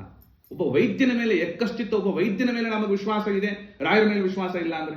ಆದ್ದರಿಂದ ರಾಘವೇಂದ್ರ ಸ್ವಾಮಿಗಳವರಲ್ಲಿ ಅಂಥ ವಿಶ್ವಾಸದಿಂದ ಬ್ರಾಹ್ಮಣ ನೇರವಾಗಿ ಯಜ್ಞದ ವೇದಿಕೆಯಲ್ಲಿ ಸಮರ್ಪಣೆ ಮಾಡಿಕೊಂಡ. ಪ್ರಕಟಿಸಿ ತೋರಿದೆ ಮುಕುತಿಗೆ ಬೇಡಿದ ಅಂತಾರೆ ಜಗನ್ನಾಥದಾಸರು ಹೇಳುವ ಮಾತು. ಪ್ರಕಟಿಸಿ ತೋರಿದೆ, ಇಮ್ಮಿಡಿಯೇಟ್ಲಿ ತೋರಿಸ್ತಾರೆ ರಾಯರು. ನೋಡಲು ವಿಮಾನ ಬರ್ತಾ ಇದೆ, ಆ ಬ್ರಾಹ್ಮಣ ವಿಮಾನದಲ್ಲಿ ಹತ್ತುಕೊಂಡು ಹೋಗ್ತಾ ಇದ್ದಾನೆ ಅಂತ ಆ ಊರಿನ ಜನರಿಗೆಲ್ಲ ತೋರಿಸಿದರು. ಆದ್ದರಿಂದ ಹಾಗಾದ್ರೆ ಬೇರೆಯವರೆಲ್ಲ ಯಾಕೆ ಕ್ಯೂ ಹಚ್ಚಲಿಲ್ಲ ರಾಯರ ಹತ್ರ ಮೋಕ್ಷ ಕೊಡಿಸ್ರಿ ಅಂತಂದ್ರೆ? ಬೇರೆಯವರಿಗೆಲ್ಲ ಅಭಿಮಾನ ಬಿಟ್ಟಿರಲಿಲ್ಲ ಅಂತ ಅರ್ಥ. ರಾಮದೇವರು ಸಮಾಯಾತ ಸಮಾಯಾತ ಏ ಮೋಕ್ಷ ಪದೇಚ್ಛವ ಅಂತ ಕರೆದಾಗ ಎಲ್ಲ ಮೋಕ್ಷಕ್ಕೆ ಬಂದ್ರೆ ಕರೆದ ರಾಮದೇವರು ಪರಂಧಾಮಕ್ಕೆ ಹೋಗೋಣ ಅಂತ. ಎಷ್ಟೋ ಜನ ಬರಲೇ ಇಲ್ಲ. ಹುಲ್ಲು ಕಡ್ಡಿ ಸಮೇತ ಮಾಡಿಕೊಂಡು ರಾಮದೇವರು ಹಿಂದೆ ಹೋಯಿತು ಅಂತ ಅರ್ಥ. ಯಾಕಂದ್ರೆ ಹುಲ್ಲು ಪ್ಲಾಂಟ್ಸ್ ಹ್ಯಾವ್ ಲೈಫ್. ಹುಲ್ಲು ಕಡ್ಡಿಯೂ ಕೂಡ ಸಮೇತ ಮಾಡಿಕೊಂಡು ರಾಮಚಂದ್ರ ದೇವರ ಹಿಂದೆ ಮೋಕ್ಷಕ್ಕೆ ಹೋಯಿತು ಅಂತ ಅರ್ಥ. ನಾವೆಲ್ಲ ಹೋಗ್ಲಿಲ್ಲ ಆದ್ರಿಂದ ಇಲ್ಲೇ ಇದ್ದೀವಿ ಅಂತೀಗ. ಆದ್ರಿಂದ ರಾಘವೇಂದ್ರ ಸ್ವಾಮಿಗಳವರು ಮೋಕ್ಷ ಸಾಮ್ರಾಜ್ಯವನ್ನೇ ಕೊಟ್ಟರು ಯಾರಿಗೆ? ಚಿತ್ರದುರ್ಗದ ನೀರಿನ ವೆಂಕಣ್ಣನಿಗೆ. ಅಲ್ಲೇ ಸುಮತೀಂದ್ರ ತೀರ್ಥರು ರಾಯರ ವೃಂದಾವನವನ್ನು ಪ್ರತಿಷ್ಠೆ ಮಾಡುತ್ತಾರೆ ಚಿತ್ರದುರ್ಗದಲ್ಲಿ. ಆದ್ದರಿಂದ ಶ್ರೀ ರಾಘವೇಂದ್ರ ಸಕಲ ಪ್ರದಾತ ಸುಪಾದ ಕಂಚ ದ್ವಯಭಕ್ತಿ ಮಧ್ಯ ಅಘಾತ್ರ ಸಂಭೇದನ ದೃಷ್ಟಿವಜ್ರ ಕ್ಷಮಾಸುರೇಂದ್ರೋ ಅವತು ಮಾಂಸದಾಗಂ. ಕ್ಷಮಾಸುರೇಂದ್ರರು, ಕ್ಷಮಾಸುರಾಣಾಂ ಇಂದ್ರ ಅಂತ ಅರ್ಥ. ಕ್ಷಮಾಸುರರು ಅಂದ್ರೆ ಭೂಸುರರು. ಆ ಭೂಸುರರಿಗೆ ಅಂದ್ರೆ ಬ್ರಾಹ್ಮಣರು ಅಂತ ಅರ್ಥ. ಆ ಬ್ರಾಹ್ಮಣರಲ್ಲಿ ಇಂದ್ರ ಶ್ರೇಷ್ಠರಾದವರು. ಆದ್ದರಿಂದ ಕ್ಷಮಾಸುರೇಂದ್ರೋ ಅವತು ಅವರ ರಕ್ಷಣೆ ಅಂತ ಧಾತು. ನಮ್ಮನ್ನೆಲ್ಲರನ್ನೂ ರಕ್ಷಣೆ ಮಾಡತಕ್ಕವರಾಗಲಿ ರಾಘವೇಂದ್ರ ಸ್ವಾಮಿಗಳವರು ಅಂತ ಈ ಪ್ರಕಾರ ಅಪ್ಪಣಾಚಾರ್ಯರ ಸ್ತೋತ್ರ ಮಾಡುತ್ತಾ ಶ್ರೀ ರಾಘವೇಂದ್ರೋ ಹರಿಪಾದ ಕಂಚ ನಿಷೇವಣಾತ್ ಲಬ್ಧ ಸಮಸ್ತ ಸಂಪತ್. ಇದೆಲ್ಲ ಹೇಗೆ ಬಂತಪ್ಪ ರಾಯರಿಗೆ ಅಂದ್ರೆ, ಶ್ರೀ ರಾಘವೇಂದ್ರೋ ಹರಿಪಾದ ಕಂಚ ನಿಷೇವಣಾತ್, ಭಗವಂತನ ಒಂದು ಪಾದಕಮಲದ ಸೇವೆಯನ್ನು ಮಾಡಿದ್ದರಿಂದ ರಾಯರಿಗೆ ಈ ಸಾಮರ್ಥ್ಯ ಅನ್ನತಕ್ಕಂಥದ್ದು ಬಂದಿದೆ. ಮತ್ತಿನ್ನೇನು ಮಾಡ್ತಾರೆ ರಾಯರು? ಮಹಾವಂಧ್ಯ ಸುಪುತ್ರಪ್ರದಃ ರಾಘವೇಂದ್ರ ಅಂತಂದರು. ಮಹಾವಂಧ್ಯೆಯೂ ಕೂಡ ಮಕ್ಕಳನ್ನು ಕೊಡ್ತಕ್ಕವರಾಗುತ್ತಾರೆ ಅಂತನ್ನುವ ಒಂದು ಮಾಹಿತಿಯನ್ನು ಕೊಡ್ತಾರೆ. ಅದಕ್ಕೊಂದು ಉದಾಹರಣೆ ಕೊಡುವುದಾದರೆ, ಆಯ್ತಾ, ಒಮ್ಮೇನಾಯಿತು, ಇಬ್ರಾಹಿಂಪುರ ಅಪ್ಪ ಅವರ ಕಾಲ ಅದು. ಆ ಅಪ್ಪ ಅವರು ಅಂತಿದ್ದಾರೆ ರಾಘವೇಂದ್ರ ಸ್ವಾಮಿಗಳವರ ಏಕಾಂತ ಭಕ್ತರು. ಆಯ್ತಾ, ಅಂತಹ ಕಾಲ ಅದು. ಅಂದರೆ 1864, ಯಾವುದು 1779 to 1869, ಆ ಒಂದು ಆಸುಪಾಸಿನಲ್ಲಿರ್ತಕ್ಕಂತಹ ಮಹಾನುಭಾವರು ಇಬ್ರಾಹಿಂಪುರದ ಅಪ್ಪ ಅವರು ಅಂತ. ಅವರ ಹೆಸರು ಕೃಷ್ಣಾಚಾರ್ಯರು ಅಂತ. ಆ ಕಾಲಘಟ್ಟದಲ್ಲಿ ಏನಾಯಿತು, ಒಬ್ಬರು ದೇಸಾಯಿರು ಅಂತ ದಂಪತಿಗಳು. ಆ ದೇಸಾಯಿ ದಂಪತಿಗಳು ಏನು ಮಾಡುತ್ತಾರೆ, ಮಕ್ಕಳಿರಲಿಲ್ಲ ಅವರಿಗೆ. ಎಷ್ಟೋ ವರ್ಷಗಳಿಂದ ಮಕ್ಕಳಿರಲಿಲ್ಲ ಅಂತ ರಾಯರಲ್ಲಿ ಸೇವೆ ಮಾಡುತ್ತಾರೆ. ಅನನ್ಯವಾಗಿ ಪ್ರಾರ್ಥನೆ ಮಾಡುತ್ತಾರೆ ರಾಯರಲ್ಲಿ. ಹೀಗೆ ಎಲ್ಲ ಸೇವೆಯನ್ನು ಮಾಡಿದರು, ಪ್ರದಕ್ಷಿಣೆ ಮಾಡಿದರು. 48 ದಿನಗಳ ಕಾಲ ಸೇವೆ ಮಾಡಿದರು. ಸೇವೆ ಎಲ್ಲ ಆದಮೇಲೆ ಅವರಿಗೆ ಒಂದು ಸೂಚನೆ ಆಗ್ತದೆ. ಮಂತ್ರಾಲಯ ಪ್ರಭುಗಳು ಸೂಚನೆ ಕೊಡ್ತಾರೆ ಸ್ವಪ್ನದ ಮುಖಾಂತರವಾಗಿ. ಇಲ್ಲಪ್ಪ, ಮತ್ತೆ ನಿಮಗೆ ಮಕ್ಕಳಾಗಬೇಕು ಅಂತಂದ್ರೆ ಒಂದೇ ಒಂದು ನಾನು ಹೇಳುವಂತೆ ನೀವು ಮಾಡಬೇಕು ಅಂದ್ರು ರಾಯ. ಏನು ಮಾಡಬೇಕು? ಇಲ್ಲ, ನೀನು ನಾಳೆ ಇನ್ನು 2-3 ದಿನಕ್ಕೆ ಒಂದು ಸಾಧನ ದ್ವಾದಶಿ ಬರ್ತಾ ಇದೆ. ಹೇಗೆ ನಾಳೆ ದ್ವಾದಶಿ ಇದೆಯೋ ಹಾಗೆ 3 ದಿನಕ್ಕೆ ಒಂದು ಸಾಧನ ದ್ವಾದಶಿ ಅಂತ. ಸಾಧನ ದ್ವಾದಶಿ ಅಂದ್ರೆ ಒಂದು ಇಷ್ಟು ಅಲ್ಪ ದ್ವಾದಶಿ ಅಂತ ಕರೀತಾರೆ ಅದನ್ನ. ದ್ವಾದಶಿ ತಿಥಿ ಮುಗಿದು ತ್ರಯೋದಶಿ ಬಂದು ಬಿಡ್ತದೆ. ಆ ದ್ವಾದಶಿ ತಿಥಿ ಮುಗಿಯೋಷ್ಟರೊಳಗೆ ಪಾಲನೆ ಮಾಡಿಬಿಡ್ಬೇಕು ನಾವು. ಆಯ್ತಾ, ಅದನ್ನು ಸಾಧನ ದ್ವಾದಶಿ ಅಂತ ಕರೀತಾರೆ. ಆ ಸಾಧನ ದ್ವಾದಶಿ ಅನ್ನತಕ್ಕಂಥದ್ದು ಬರುತ್ತಲ್ಲ, ಅವತ್ತಿನ ದಿನ ಮಂತ್ರಾಲಯ ಕ್ಷೇತ್ರದಲ್ಲಿ 1000 ಜನ ಬ್ರಾಹ್ಮಣರಿಗೆ ಊಟಕ್ಕೆ ಹಾಕಿಸಬೇಕು ಅಂದ್ರು ರಾಯರು ಆ ದಂಪತಿಗಳಿಗೆ. 1000 ಜನಕ್ಕೆ ನೀವು ಊಟಕ್ಕೆ ಹಾಕಿಸಿದ್ರೆ ನಿಮಗೆ ಮಕ್ಕಳಾಗ್ತದೆ ಅಂದ್ರು. ಆಗ ಈಗಿನ ಕಾಲದ ಥರ ಅಲ್ಲ, ಅದು ನಾನು ಹೇಳಿದ್ನಲ್ಲಿ ಈಗಾಗಲೇ 1779 to 1869 ಕಾಲ. ಆ ಕಾಲಘಟ್ಟದಲ್ಲಿ ಆಗೇನು ಟ್ರಾನ್ಸ್ಪೋರ್ಟೇಷನ್ ಇಲ್ಲ, ಮೊಬೈಲ್ ಫೋನ್ ಇಲ್ಲ, ವಾಟ್ಸಾಪ್ ಇಲ್ಲ, ಬ್ರಾಹ್ಮಣರು ಬರಲಿ ನಾವು ದಕ್ಷಿಣೆ ಕೊಡ್ತೀವಪ್ಪ, ಬೇಕಾದ್ದು ಕೊಡ್ತೀವಿ, ಟ್ರಾನ್ಸ್ಪೋರ್ಟ್ ಮಾಡ್ತೀವಿ, ಆ ತರಹದ ವ್ಯವಸ್ಥೆಯೇ ಇಲ್ಲ. ಅಂತಹ ಪ್ರಸಂಗದಲ್ಲಿ ಏನಾಯಿತು, ಅವ್ರಿಗೆ ಚಿಂತೆ ಆಯಿತು. ಮತ್ತೀಗ ಅಂದ್ರೆ ನಮಗೆ ಆಗಲ್ಲ ಅಂತ ಅನ್ನೋದನ್ನ ರಾಯರು ಹೀಗೆ ಹೇಳಿದ್ದಾರೋ ಏನೋ ಅಂತ. ಯಾಕಂದ್ರೆ 1000 ಜನ ಬ್ರಾಹ್ಮಣರನ್ನು ಕರೆಸೋದು ಹೇಗೆ? 3 ದಿನ ಇರೋದು ಸಾಧನ, ಅದು ದ್ವಾದಶಿ ದಿನ ಪಾಲನೆ ಆಗಬೇಕು, ಅಡುಗೆಯವರನ್ನು ಕರೆಸಬೇಕು, 1000 ಜನಕ್ಕೆ ಊಟ ಅಡುಗೆ ಮಾಡಿಸಬೇಕು, ಊಟಕ್ಕೆ ಹಾಕಿಸಬೇಕು. ಆದ್ರಿಂದ ಅದು ದುಸ್ಸಾಧ್ಯವಾದ ಕೆಲಸ, ಅದೆಲ್ಲ ಆಗಲ್ಲ ಅನ್ಕೊಂಡ್ರು ಪಾಪ ಮನಸ್ಸಿನಲ್ಲಿ. ಅದು ಕಣ್ಣೆಲ್ಲ ನೀರು ಬಂತು, ದುಃಖ ಆಯಿತು. ರಾಯರಲ್ಲಿ ನಮಸ್ಕಾರ ಮಾಡಿದರು, ಸೇವೆ ಮಾಡಿದ್ವಿ, ಮತ್ತು ರಾಯರು ಹೀಗೆ ಸೂಚನೆ ಕೊಟ್ಟರು, 1000 ಜನಕ್ಕೆ ಎಲ್ಲಿಂದ ಕರೆಸೋಣ ನಾವು ಅಂತ ಪಾಪ ದುಃಖಪಟ್ಟು ಮತ್ತೆ ರಾಘವೇಂದ್ರ ಸ್ವಾಮಿಗಳ ವೃಂದಾವನಕ್ಕೆ ಪ್ರದಕ್ಷಿಣೆ ಬಂದು ನಾವು ಊರಿಗೆ ಹೋಗೋಣ ಅಂತ ಲೆಕ್ಕಾಚಾರ. ಆಗ ಅರ್ಚಕರು ಕೇಳ್ತಾರೆ, ಅಲ್ಲ ಮತ್ತೆ ಇವತ್ತು ಇಷ್ಟು ದಿನ ಸೇವೆ ಮಾಡಿದ್ರೆ ಮತ್ತೆ ಈಗಾಗಲೇ ಹೋಗ್ತಾ ಇದ್ದೀರಲ್ಲ ಊರಿಗೆ, ಏನು ಸಮಾಚಾರ ಅಂತ ಕೇಳಿದ್ರು ಅರ್ಚಕರು. ಇಲ್ಲ ಮತ್ತೆ ಹೀಗೆಲ್ಲ ಆಯಿತು, ರಾಯರು 1000 ಜನಕ್ಕೆ ಊಟಕ್ಕೆ ಹಾಕಿಸು ಅಂತಾರೆ, ನಾವು ಏನು ಮಾಡೋಣ, ಆದ್ರಿಂದ ಇದೆಲ್ಲ ಅಸಾಧ್ಯವಾದ ಕೆಲಸ ಹಾಗೆ ಅಂತ ಅವರನ್ನೋಣ. ಅವರಂತಾರ ಅರ್ಚಕರು, ಆಯ್ತಾ, ಇದಕ್ಕೆ ಮೋಟಿವೇಶನ್ ಅಂತ ಕರೀತಾರೆ. ಪ್ರೋತ್ಸಾಹ ಕೊಡ್ಬೇಕ್ರಿ, ಮಾಡೋವರಿಗೆ ಪ್ರೋತ್ಸಾಹ ಕೊಡಬೇಕು. ಈಗ ಮಕ್ಕಳೇನಾದ್ರು ಏಕಾದಶಿ ಮಾಡ್ತೀವಿ ಅಂದ್ರೆ ಅದಕ್ಕೆ ಪ್ರೋತ್ಸಾಹ ಕೊಡಬೇಕು. ನನಗೆ 50 ವರ್ಷ ನಾನೇ ಮಾಡಿಲ್ಲ, ನೀನೇನು ಮಾಡ್ತೀನಿ ಅಂದ್ರೆ ಅವ್ನು ಮಾಡೋದೇ ಇಲ್ಲ, ಮಾಡೋರು ಮಾಡಲ್ಲ. ಅದಕ್ಕೆ ಆ ಅರ್ಚಕರು ಏನು ಮಾಡ್ತಾರೆ, ಪ್ರೋತ್ಸಾಹ ಕೊಡ್ತಾರೆ. ನೋಡಿ, ಹಾಗೆ ಮಾಡಬೇಡಿ, ಇಷ್ಟು ರಾಯರ ಅನುಗ್ರಹ ಮಾಡಿದ್ದಾರೆ ಅಂತಂದ್ರೆ, ನಮಗೆ ಸೂಚನೆ ಕೊಟ್ಟಿದ್ದಾರೆ ಅಂದ್ರೆ ಅಲ್ಲಿ ಏನೋ ಇದೆ ಅಂತ ಅರ್ಥ. ಸುಮ್ಮನೆ ಸೂಚನೆ ಕೊಡಲ್ಲ ರಾಯರು. ಅದಕ್ಕೊಂದು ಕೆಲಸ ಮಾಡಿ, ಮತ್ತೆ ರಾಯರಲ್ಲಿ ಪ್ರಾರ್ಥನೆ ಮಾಡ್ರಿ, ಮತ್ತೆ ರಾಯರಲ್ಲಿ ಪ್ರಾರ್ಥನೆ ಮಾಡಿ, ರಾಯರು ಖಂಡಿತವಾಗಲು ಅನುಗ್ರಹ ಮಾಡುತ್ತಾರೆ, ನಂಬಿ ಕೆಟ್ಟವರಿಲ್ಲವೋ ಗುರುಗಳ ಅಂತ ಈ ಪ್ರಕಾರ ಹೇಳಿದಾಗ ರಾಯರ ಒಂದು ಸೇವೆಯನ್ನು ಮತ್ತೆ ಪ್ರದಕ್ಷಿಣೆ ಬಿಡ್ತಾ ಇದ್ದಾರೆ ದಂಪತಿಗಳು. ಮತ್ತೆ ಸ್ವಪ್ನ ಆಯಿತು, 1000 ಜನ ಬ್ರಾಹ್ಮಣರಿಗೆ ಊಟಕ್ಕೆ ಹಾಕಿಸು ಅಂದ್ರೆ 1000 ಜನನ್ನು ಕರೆಸೋದು ಬೇಡಪ್ಪ. ಪೂರ್ವ ದಿಕ್ಕಿನಿಂದ ಕುದುರೆಯನ್ನು ಏರಿಕೊಂಡು 10 ಬೆರಳುಗಳಿಗೆ 10 ಉಂಗುರಗಳನ್ನು ಹಾಕಿಕೊಂಡು ತಲೆಗೆ ಪೇಟವನ್ನು ಕಟ್ಟಿಕೊಂಡು ಜರಿತಾದ ಪಂಚೆಯನ್ನು ಕಟ್ಟಿಕೊಂಡು ಬರತಕ್ಕಂತಹ ಒಬ್ಬ ಯೋಗ್ಯ ಬ್ರಾಹ್ಮಣ ಬರ್ತಾನೆ. ಅವರಿಗೂ ನಾನು ಸೂಚನೆ ಕೊಟ್ಟಿರ್ತೇನೆ, ಆ ಒಬ್ಬ ಬ್ರಾಹ್ಮಣನಿಗೆ ನೀನು ಊಟಕ್ಕೆ ಹಾಕಿಸು, 1000 ಜನಕ್ಕೆ ಹಾಕಿಸಿದಂತೆ ಅಂತ ರಾಯರು ಹೇಳೋಣ. ಅದೇ ಪ್ರಕಾರವಾಗಿ ಆ ದಾರಿಯಲ್ಲಿ ಪೂರ್ವ ದಿಕ್ಕಿನಲ್ಲಿ ಅವರು ಯಾರು ಬರ್ತಾರೆ, 10 ಬೆರಳಿಗೆ 10 ಬಂಗಾರದ ಉಂಗುರ ಅಂದ್ರೆ ಯಾರಪ್ಪ ಅದು ನೋಡ್ತಾ ಇದ್ದಾರೆ ಆ ಕಾಲದಲ್ಲಿ. ಆಗ ನಾವು ಬಂದವರೇ ಇಬ್ರಾಮಪುರದ ಅಪ್ಪ ಅವರು 10 ಬೆರಳಿಗೆ 10 ಉಂಗುರ ಹಾಕಿಕೊಂಡು ಮಹಾರಾಜನಂತೆ ಕುದುರೆಯನ್ನು ಏರಿಕೊಂಡು ಬಂದಿದ್ದಾರೆ. ಅವ್ರು ಬಂದಾಗಲೇ ಅವರೇ ಕೇಳ್ತಾರೆ, ಏನಪ್ಪ ರಾಯರ ಸೂಚನೆ ಕೊಟ್ರ, ನಾನು ಊಟಕ್ಕೆ ಬರಬೇಕು ತಾನೇ ಅಂತ. ಸ್ವಾಮಿ ಪರಮಾನುಗ್ರಹ ಮಾಡಬೇಕು ಸಾಧನ ದ್ವಾದಶಿ ದಿನ ಅಂತ ಕೇಳೋಣ. ಅದೇ ಪ್ರಕಾರವಾಗಿ 1000 ಜನ ಒಬ್ಬರೇ ಒಬ್ರು ಊಟ ಮಾಡ್ತಾ ಇರೋದು. ಅಪ್ಪ ಅವರು ಒಬ್ಬರೇ ಊಟಕ್ಕೆ ಹಾಕ್ತಾ ಇದ್ದಾರೆ. ಅದಕ್ಕೆ ಎಂತಾರೆ ಜಗನ್ನಾಥದಾಸರು, ಪ್ರತಿಯೊಬ್ಬ ಬ್ರಾಹ್ಮಣ, ಒಬ್ಬ ಬ್ರಾಹ್ಮಣರಿಗೆ ನಾವು ಊಟಕ್ಕೆ ಹಾಕಿದರೆ ನಮ್ಮ ದೇಹದಲ್ಲಿ ಬಲಭಾಗದಲ್ಲಿ 36,000 ಪುರುಷ ನಾಡಿಗಳಿದೆ, ಎಡಭಾಗದಲ್ಲಿ 36,000 ಸ್ತ್ರೀ ನಾಡಿಗಳಿದೆ. ಈ 36,000 ಪುರುಷ ನಾಡಿಗಳು ಯಾರೋ ಅಲ್ಲ, ಸಾಕ್ಷಾತ್ ವಾಸುದೇವ ನಾಮಕನಾದ ಭಗವಂತ. ಆ 36,000 ಸ್ತ್ರೀ ನಾಡಿಗಳು ಸಾಕ್ಷಾತ್ ಮಾಯಾನಾಮಕಳಾಗಿರತಕ್ಕಂತಹ ರಮಾದೇವಿ. ಆ ಇಬ್ಬರೂ ಇರತಕ್ಕಂತಹದ್ದೇ ಬ್ರಾಹ್ಮಣನ ಶರೀರ. ಪ್ರತಿಯೊಬ್ಬ ಬ್ರಾಹ್ಮಣನ ಶರೀರದಲ್ಲೂ ಇದೆ, ನಮಗೆ ಗೊತ್ತಿಲ್ಲ, ಅಪ್ಪ ಅವರಿಗೆ ಗೊತ್ತಿದೆ. 36,000 ಜನ ದಂಪತಿಗಳಿಗೆ ಊಟಕ್ಕೆ ಹಾಕಿಸಿದ ಪುಣ್ಯ ಬರ್ತದೆ. ಒಬ್ಬ ಬ್ರಾಹ್ಮಣನ ಊಟಕ್ಕೆ ಹಾಕಿಸಿದ್ರೆ, ಊಟಕ್ಕೆ ಅಡುಗೆ ಮಾಡಿ ಹಾಕಿದರೆ ಅಂತ ಅರ್ಥ. ಈ ಪ್ರಕಾರ ಆ ಅಡುಗೆ ಮಾಡಿ ಹಾಕೋಣ. ಅಪ್ಪ ಅವರು ಈ ಚಿಂತನೆಯಲ್ಲಿ, ಈ ಅನುಸಂಧಾನದಲ್ಲಿ ಆ ಊಟವನ್ನ, ಭಕ್ಷ್ಯಭೋಜ್ಯಗಳನ್ನು ಸ್ವೀಕಾರ ಮಾಡೋಣ, ಕೃಷ್ಣಾರ್ಪಣ ಅಂತ ಊಟ ಮಾಡುತ್ತಾರೆ. ಎಲ್ಲ ಆಯಿತು. ಎಲ್ಲ ಆದಮೇಲೆ ಸ್ವಲ್ಪ ದಿನ ಅಪ್ಪ ಅವರ ಅನುಗ್ರಹದಿಂದ, ರಾಘವೇಂದ್ರ ಸ್ವಾಮಿಗಳವರ ಅನುಗ್ರಹದಿಂದ ಆ ಹೆಂಡತಿ ಗರ್ಭಿಣಿಯಾದ್ಲು. ಇಷ್ಟಕ್ಕೆ ನಿಲ್ಲ ಮತ್ತೆ ಕಥೆ ಇದೀಗ. ಆ ಹೆಂಡತಿ ಗರ್ಭಿಣಿಯಾದ್ಲು. ಯಾಕಂದ್ರೆ ಮಹಾವಂಧ್ಯ ಸುಪುತ್ರ ಬರೋದು ರಾಯರು. ಮಹಾವಂಧ್ಯ, ವಂಧ್ಯ ಅಂತಂದ್ರೆ ಯಾರಲ್ಲೇ ಮಕ್ಕಳಾಗಲ್ವೋ ಅವ್ರಿಗೆ ಬಂಜೇರು ಅಂತ ಕರೀತಾರೆ. ಮಹಾವಂಧ್ಯ ಅಂತಂದ್ರೆ ಏನು, ಏನು ಮಾಡಿದ್ರು ಯಾವ ಡಾಕ್ಟರ್ ಹತ್ರ ಹೋದ್ರೂ ಮಕ್ಕಳಾಗಲಿಲ್ಲಪ್ಪ, ಅದಕ್ಕೆ ಮಹಾವಂಧ್ಯರು ಅಂತ ಕರೀತಾರೆ. ಅಂತಹ ಮಹಾವಂಧ್ಯರಿಗೂ ಸುಪುತ್ರಪ್ರದರು ನಮ್ಮ ರಾಯರು ಅಂತ ಅರ್ಥ. ಅದನ್ನು ತೋರಿಸ್ಬೇಕಾಗಿದೆ. ಈಗ ಇವರೇನಾಯ್ತು, ಈಗ 1000 ಜನ ಊಟಕ್ಕೆಲ್ಲ ಆಯ್ತಲ್ಲ, ಮತ್ತೆ ಅಪ್ಪ ಅವ್ರಿಗೆಲ್ಲ ಆಯ್ತು. ಎಲ್ಲ ಆದಮೇಲೆ ಗರ್ಭಿಣಿನೂ ಆಗಲ್ಲ. ಮತ್ತೀಗ 3 ತಿಂಗಳಿಗೆ ಗರ್ಭಸ್ರಾವ ಆಯ್ತು. ಏನ್ ಮಾಡ್ಬೇಕೀಗ, ಮಾಂಸದ ಪಿಂಡ ಹೊರಗೆ ಬಂತು, ಮಗುವಾಗಲೇ ಇಲ್ಲ,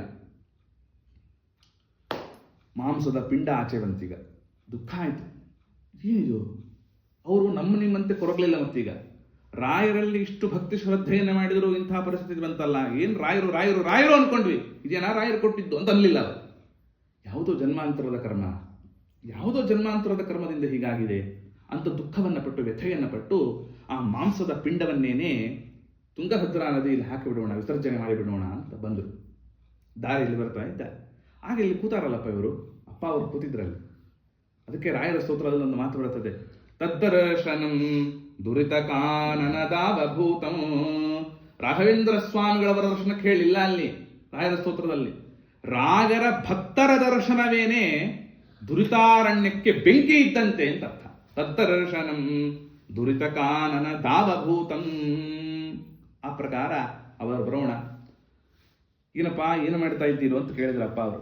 ಇಲ್ಲ ಸ್ವಾಮಿ, ಮತ್ತೆ ನಿಮ್ಮ ಅನುಗ್ರಹದಿಂದ ಹೀಗೆಲ್ಲ ಇದೆಲ್ಲ ಬಂತಲ್ಲ, ಮಾಂಸದ ಪಿಂಡ ಬಂದಿದೆ, ಏನೋ ನಮ್ಮ ಜನ್ಮಾಂತರದ ಕರ್ಮ, ಮತ್ತು ಇದನ್ನು ವಿಸರ್ಜನೆ ಮಾಡ್ತಾ ಇದ್ದೇವೆ ಹಾಗೆ ಅಂತ ಹೇಳೋಣ. ಅಪ್ಪ ಅವರಂದ್ರು, ಹಾಗೆಲ್ಲ ಮಾಡಬಾರದು. ರಾಯರು ಅನುಗ್ರಹ ಮಾಡಿದ್ದಾರೆ ಅಂದ್ರೆ ಖಂಡಿತ ಆಗುತ್ತೆ. ಇನ್ನೇನಾಗಲ್ಲ, ಮಾಂಸದ ಪಿಂಡ ಬಂದಿದೆ, ಇನ್ನೇನಾಗೋದು. ಅಪ್ಪ ಅವರಂದ್ರು, ಆಗತ್ತೆ ಎಂದರು. ಅದೇಗೆ ಸಾಧ್ಯ? ಒಂದು ಕೆಲಸ ಮಾಡಿ, ವೀಳ್ಯದೆಲೆ ತೆಗೆದುಕೊಂಡು ಬನ್ನಿ ಎಂದರು. ವೀಳ್ಯದೆಲೆ ತೆಗೆದುಕೊಂಡು ಬಂದು ನಿಮ್ಗೆ ಎಷ್ಟಾಗುತ್ತೋ ಅಷ್ಟು ದಕ್ಷಿಣೆ ಇಟ್ಟು ಮಾಂಸದ ಪಿಂಡವನ್ನು ನನಗೆ ದಾನ ಮಾಡಿ ಎಂದರು. ಆ ಮಾಂಸದ ಪಿಂಡವನ್ನು ಅಪ್ಪ ಅವರು ದಾನವಾಗಿ ಸ್ವೀಕಾರ ಮಾಡ್ತಾರೆ. ಸ್ವೀಕಾರ ಮಾಡಿ ತುಂಗಭದ್ರಾ ನದಿಯೊಳಗಿನ ಮೃತ್ತಿಕೆಯನ್ನ, ರಾಘವೇಂದ್ರ ಸ್ವಾಮಿಗಳವರ ವೃಂದಾವನಗತವಾಗಿರತಕ್ಕಂತಹ ಮೃತ್ತಿಕೆಯನ್ನ ಆ ಪಿಂಡಕ್ಕೆ ಲೇಪನ ಮಾಡ್ತಾ ಬರ್ತಾರೆ. ತಾಯಿಯ ಗರ್ಭದಲ್ಲಿ ಆ ಮಗು ಹೇಗೆ ಬೆಳೀಬೇಕೋ ಹಾಗೆ ಆ ಮಗುವನ್ನು ಬೆಳೆಸ್ತಾ ಇದ್ದಾರೆ ಅಪ್ಪ ಅವರು. 9 ತಿಂಗಳಿಗೆ ಆ ಮಗು ಆಗಬೇಕು, ಆಯಿತು. ಯಾವುದು? ರಾಘವೇಂದ್ರ ಸ್ವಾಮಿಗಳವರ ಮೃತ್ತಿಕಾ ಲೇಪನದಿಂದ ಆ ಕೂಸು ಹುಟ್ಟತಕ್ಕಂಥದ್ದಾಯಿತು. ಆ ವಂಶದಲ್ಲಿ ಬಂದವರೇ ನಾವು. ಆಯ್ತಾ? ಆ ಹಿಂದಿನವರು ಈ ಪ್ರಕಾರವಾಗಿ ಇವತ್ತಿಗೂ ಕೂಡ ಆ ದಾಖಲೆಯನ್ನು ಇಟ್ಟುಕೊಂಡು ಈ ಕಥೆಯನ್ನು ಹೇಳ್ತಾರೆ. ಆದ್ದರಿಂದ ಮಹಾವಂಧ್ಯ ಸುಪುತ್ರಪ್ರದ ರಾಘವೇಂದ್ರ ಸ್ವಾಮಿಗಳವರು ಮಹಾವಂಧ್ಯರಿಗೂ ಕೂಡ ಮಕ್ಕಳನ್ನು ಕೊಡ್ತಾರೆ ಎಂದ ಮೇಲೆ ಏನದು ಅಸಾಧ್ಯವಾಗಿರತಕ್ಕಂತಹ ಮಾತಲ್ಲ. ರಾಘವೇಂದ್ರ ಸ್ವಾಮಿಗಳವರ ಸಾಮರ್ಥ್ಯ ಅಂತದ್ದು ಅಂತ ಅರ್ಥ. ಕೌತುಕವೇನಲ್ಲಿ ಅಂತಾರೆ ಪ್ರಾಣೇಶದಾಸರು. ಕೌತುಕವೇನಲ್ಲಿ ರಾಯರ ಮಹಿಮೆಯನ್ನು ಹೇಳಬೇಕು. ಸುವಿ ಸುವಾಲಿ ಎನ್ನುವ ಪದದಲ್ಲಿ ಅವರಂತಾರೆ, ಚಾತುರ್ಮಾಸ್ಯದಲ್ಲಿ ಗ್ರಹಗಳೆಲ್ಲವೂ ಅಸ್ತವಾಗೆ. ಚಾತುರ್ಮಾಸದಲ್ಲಿ ಮದುವೆ ಮುಂಚಿ ಗೃಹ ಪ್ರವೇಶ ಮೊದಲಾದವುಗಳು ಮಾಡುವಂತೆ ಇಲ್ಲ ಅಂತ ಧರ್ಮಶಾಸ್ತ್ರ.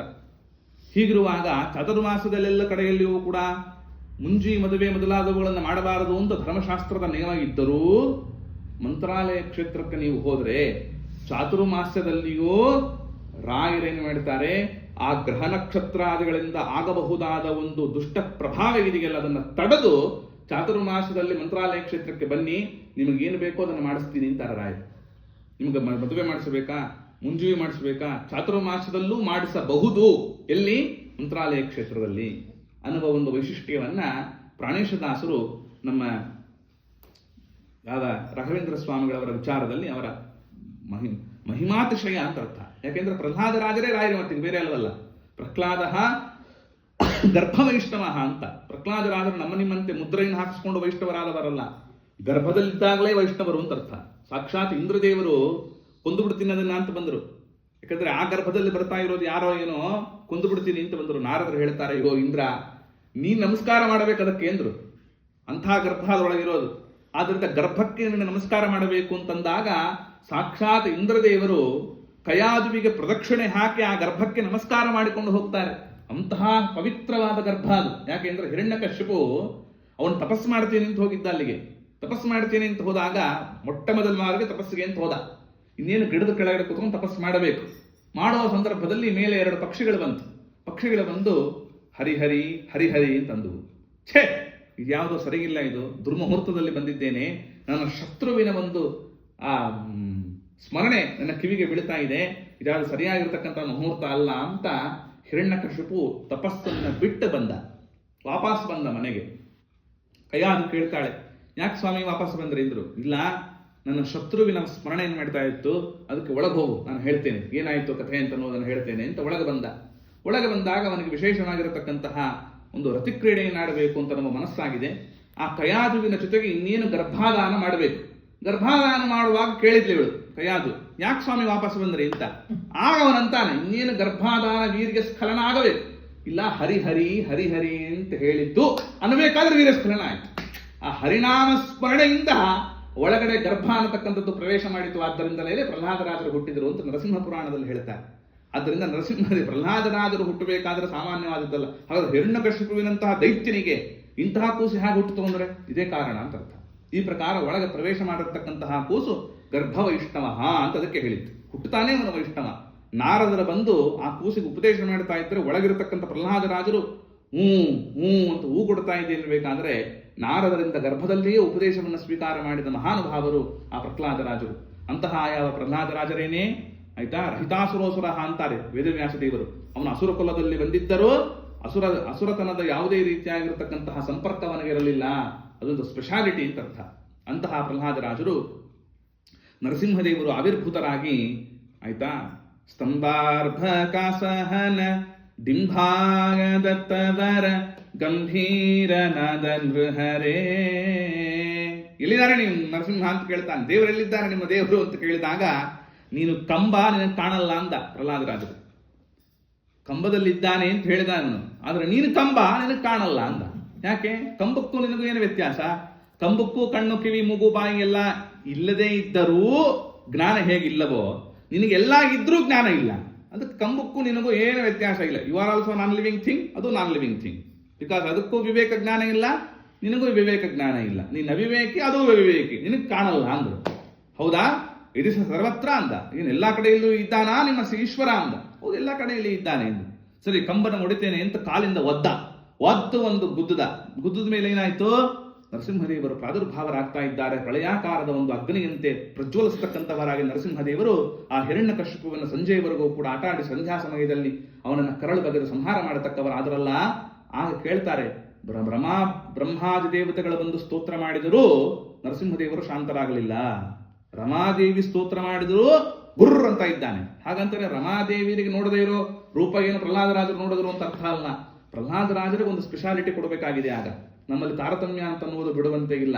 ರಮಾದೇವಿ ಜಗತ್ತಿಗೂ ಕೂಡ ಅನಂತ ಕೋಟಿ ಉತ್ತಮಳೆ, ಪ್ರಹ್ಲಾದರಾಜರಿಗಿಂತಲೂ ಕೂಡ. ಬ್ರಹ್ಮದೇವರು ಕೂಡ ಅನಂತ ಕೋಟಿ ಉತ್ತಮರೇ. ಆದರೆ ಪ್ರಹ್ಲಾದರಾಜರನ್ನು ಇವತ್ತು ಸ್ಪೆಷಾಲಿಟಿ ನಾಯಕನನ್ನಾಗಿ ತೋರಿಸಬೇಕಾಗಿದೆ. ಆದ್ದರಿಂದ ಏನು ಮಾಡಿದರು? ನರಸಿಂಹದೇವರು ಆ ಉಗ್ರತೆಯನ್ನ ಕಡಿಮೆ ಮಾಡಿಕೊಳ್ಳಲಿಲ್ಲ. ಹಾಗೆ ದೇವತೆಗಳೆಲ್ಲ ಕೇಳಿಕೊಳ್ಳುತ್ತಾರೆ, ಯಾಕಪ್ಪ ಮತ್ತೆ ನೀನು ಶಾಂತಿ ಆಗೋದು ಹೇಗೆ ಅಂತ ಕೇಳಿದರು. ಪ್ರಹ್ಲಾದರಾಜರು ಸ್ತೋತ್ರ ಮಾಡಬೇಕು ಅಂತಾನೆ. ಹಾಗಂತಾರೆ ಪ್ರಹ್ಲಾದರಾಜರು, ಏನಪ್ಪಾ ನಿನ್ನ ಕಾರುಣ್ಯ? ಬ್ರಹ್ಮಾದಗ ಸುರಗಣ ಮುನಯೋಥ ಸಿದ್ಧಾ. ಬ್ರಹ್ಮಾದಿ ದೇವತೆಗಳು ಸ್ತೋತ್ರ ಮಾಡಿದರೂ ಕೂಡ ನನ್ನಂತಹ ಅಸುರ ಕುಲದಲ್ಲಿ ಬಂದವನ ಸ್ತೋತ್ರವನ್ನು ಕೇಳಬೇಕು ಅಂತ ಬಯಸ್ತಾ ಇದ್ದೀಯಲ್ಲೋ, ಏನು ಕಾರುಣ್ಯವೋ ನಿನ್ನದು ಅಂತ ಆ ಪ್ರಹ್ಲಾದರಾಜರು ಯಾವ ಆ ನರಸಿಂಹದೇವರ ಕಾರುಣ್ಯವನ್ನೇನೆ ಉಪಾಸನೆ ಮಾಡಿ ಗ್ರಹಿಸಿದರೋ ಅದೇ ಕಾರುಣ್ಯವೇ ರಾಯರಲ್ಲಿ ಇರೋದು. ಆಯ್ತಾ? ಅದಕ್ಕೆ ಆ ನರಸಿಂಹದೇವರ ಪರಮಾನುಗ್ರಹವನ್ನು ಮಾಡಿ ಹೇಳ್ತಾರೆ, ಕುಸು ನಿನಗೆ ಉದ್ಧಾರ ಮಾಡ್ತೇನಪ್ಪ, ನಿನಗೇನು ಬೇಕು ವರ ಕೇಳ್ಕೊ ಅಂದ್ರೆ ಇವ್ರೇನಬೇಕ್ರಿ, ಇವ್ರೇನೇನಬೇಕು? ಯಾವ ವ್ಯಕ್ತಿ ಇವತ್ತು ಅಪ್ಪ ಏನಾದರೂ ಮಗನಿಗೆ ಹೊಡೆದ್ರೆ ನೀನು ಗೊತ್ತಾಗಲ್ಲ, ನಿನಗೆ ಸ್ವಲ್ಪ ದೊಡ್ಡವನಾದ ಮೇಲೆ ಬೈದ್ರೆ ಅಪ್ಪನೇ ಜೋರು ಮಾಡ್ತಾರೆ, ಅಂತಹ ಕಾಲ ಇದು. ಅಂದ್ರೆ ಅಪ್ಪ ಅನ್ನತಕ್ಕವನ ವಸ್ತು ಏನಿದೆಯಲ್ಲ ಅದು ಮಗನ ಮೇಲೆ ಸ್ವಲ್ಪ ಏನಾದರೂ ಜೋರು ಮಾಡಿದ್ರೇನೆ ತಿರುಗಿ ಮಾತಾಡುವಂತಹ ಕಾಲ. ಅಂಥದ್ರಲ್ಲಿ ಸ್ವಂತ ಅಪ್ಪ ಮಗನಿಗೆ ವಿಷಪ್ರಾಶವನ್ನು ಮಾಡಿಸ್ತಾ ಇದ್ದಾನೆ, ವಿಷವನ್ನು ಕೊಡ್ತಾ ಇದ್ದಾನೆ, ಬೆಟ್ಟದಿಂದ ನೂಕ್ತಾ ಇದ್ದಾನೆ, ಹುಲಿ ಸಿಂಹಗಳ ಕೈಯಲ್ಲಿ ಕೊಡ್ತಾ ಇದ್ದಾನೆ, ಮಾಡಬಾರದ ಅಪಚಾರವನ್ನು ಮಾಡ್ತಾ ಇದ್ದಾನೆ ಪ್ರಹ್ಲಾದರಾಜರಿಗೆ.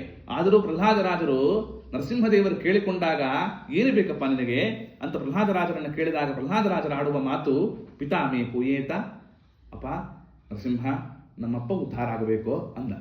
ಇಷ್ಟು ದಯ, ಆ ದಯೆಯನ್ನು ನೋಡಿ ನರಸಿಂಹದೇವರಿಗೆ ಬಹಳ ಒಂದು ಉಕ್ಕಿ ಬಂತು. ಕುಸು ನೀನು ಯಾವಾಗ ಹುಟ್ಟಿ ಬಂದಿಯಲ್ಲೋ ಆವಾಗಲೇ 21 ಕುಲ ಉದ್ಧಾರ ಆಯ್ತಪ್ಪ, ಹೀಗಿರಬೇಕಾದ್ರೆ ನಿಮ್ಮಪ್ಪನ ತಗೊಂಡು ಏನ್ ಮಾಡ್ತೀಯೋ 21 ಕುಲ ನೀನು ಹುಟ್ಟಿದಾಗಲೇ ಉದ್ಧಾರ ಆಯ್ತು, ಯೋಚನೆ ಮಾಡಬೇಡ ಅಂತ ನರಸಿಂಹದೇವರ ಅನುಗ್ರಹವನ್ನು ಮಾಡೋಣ.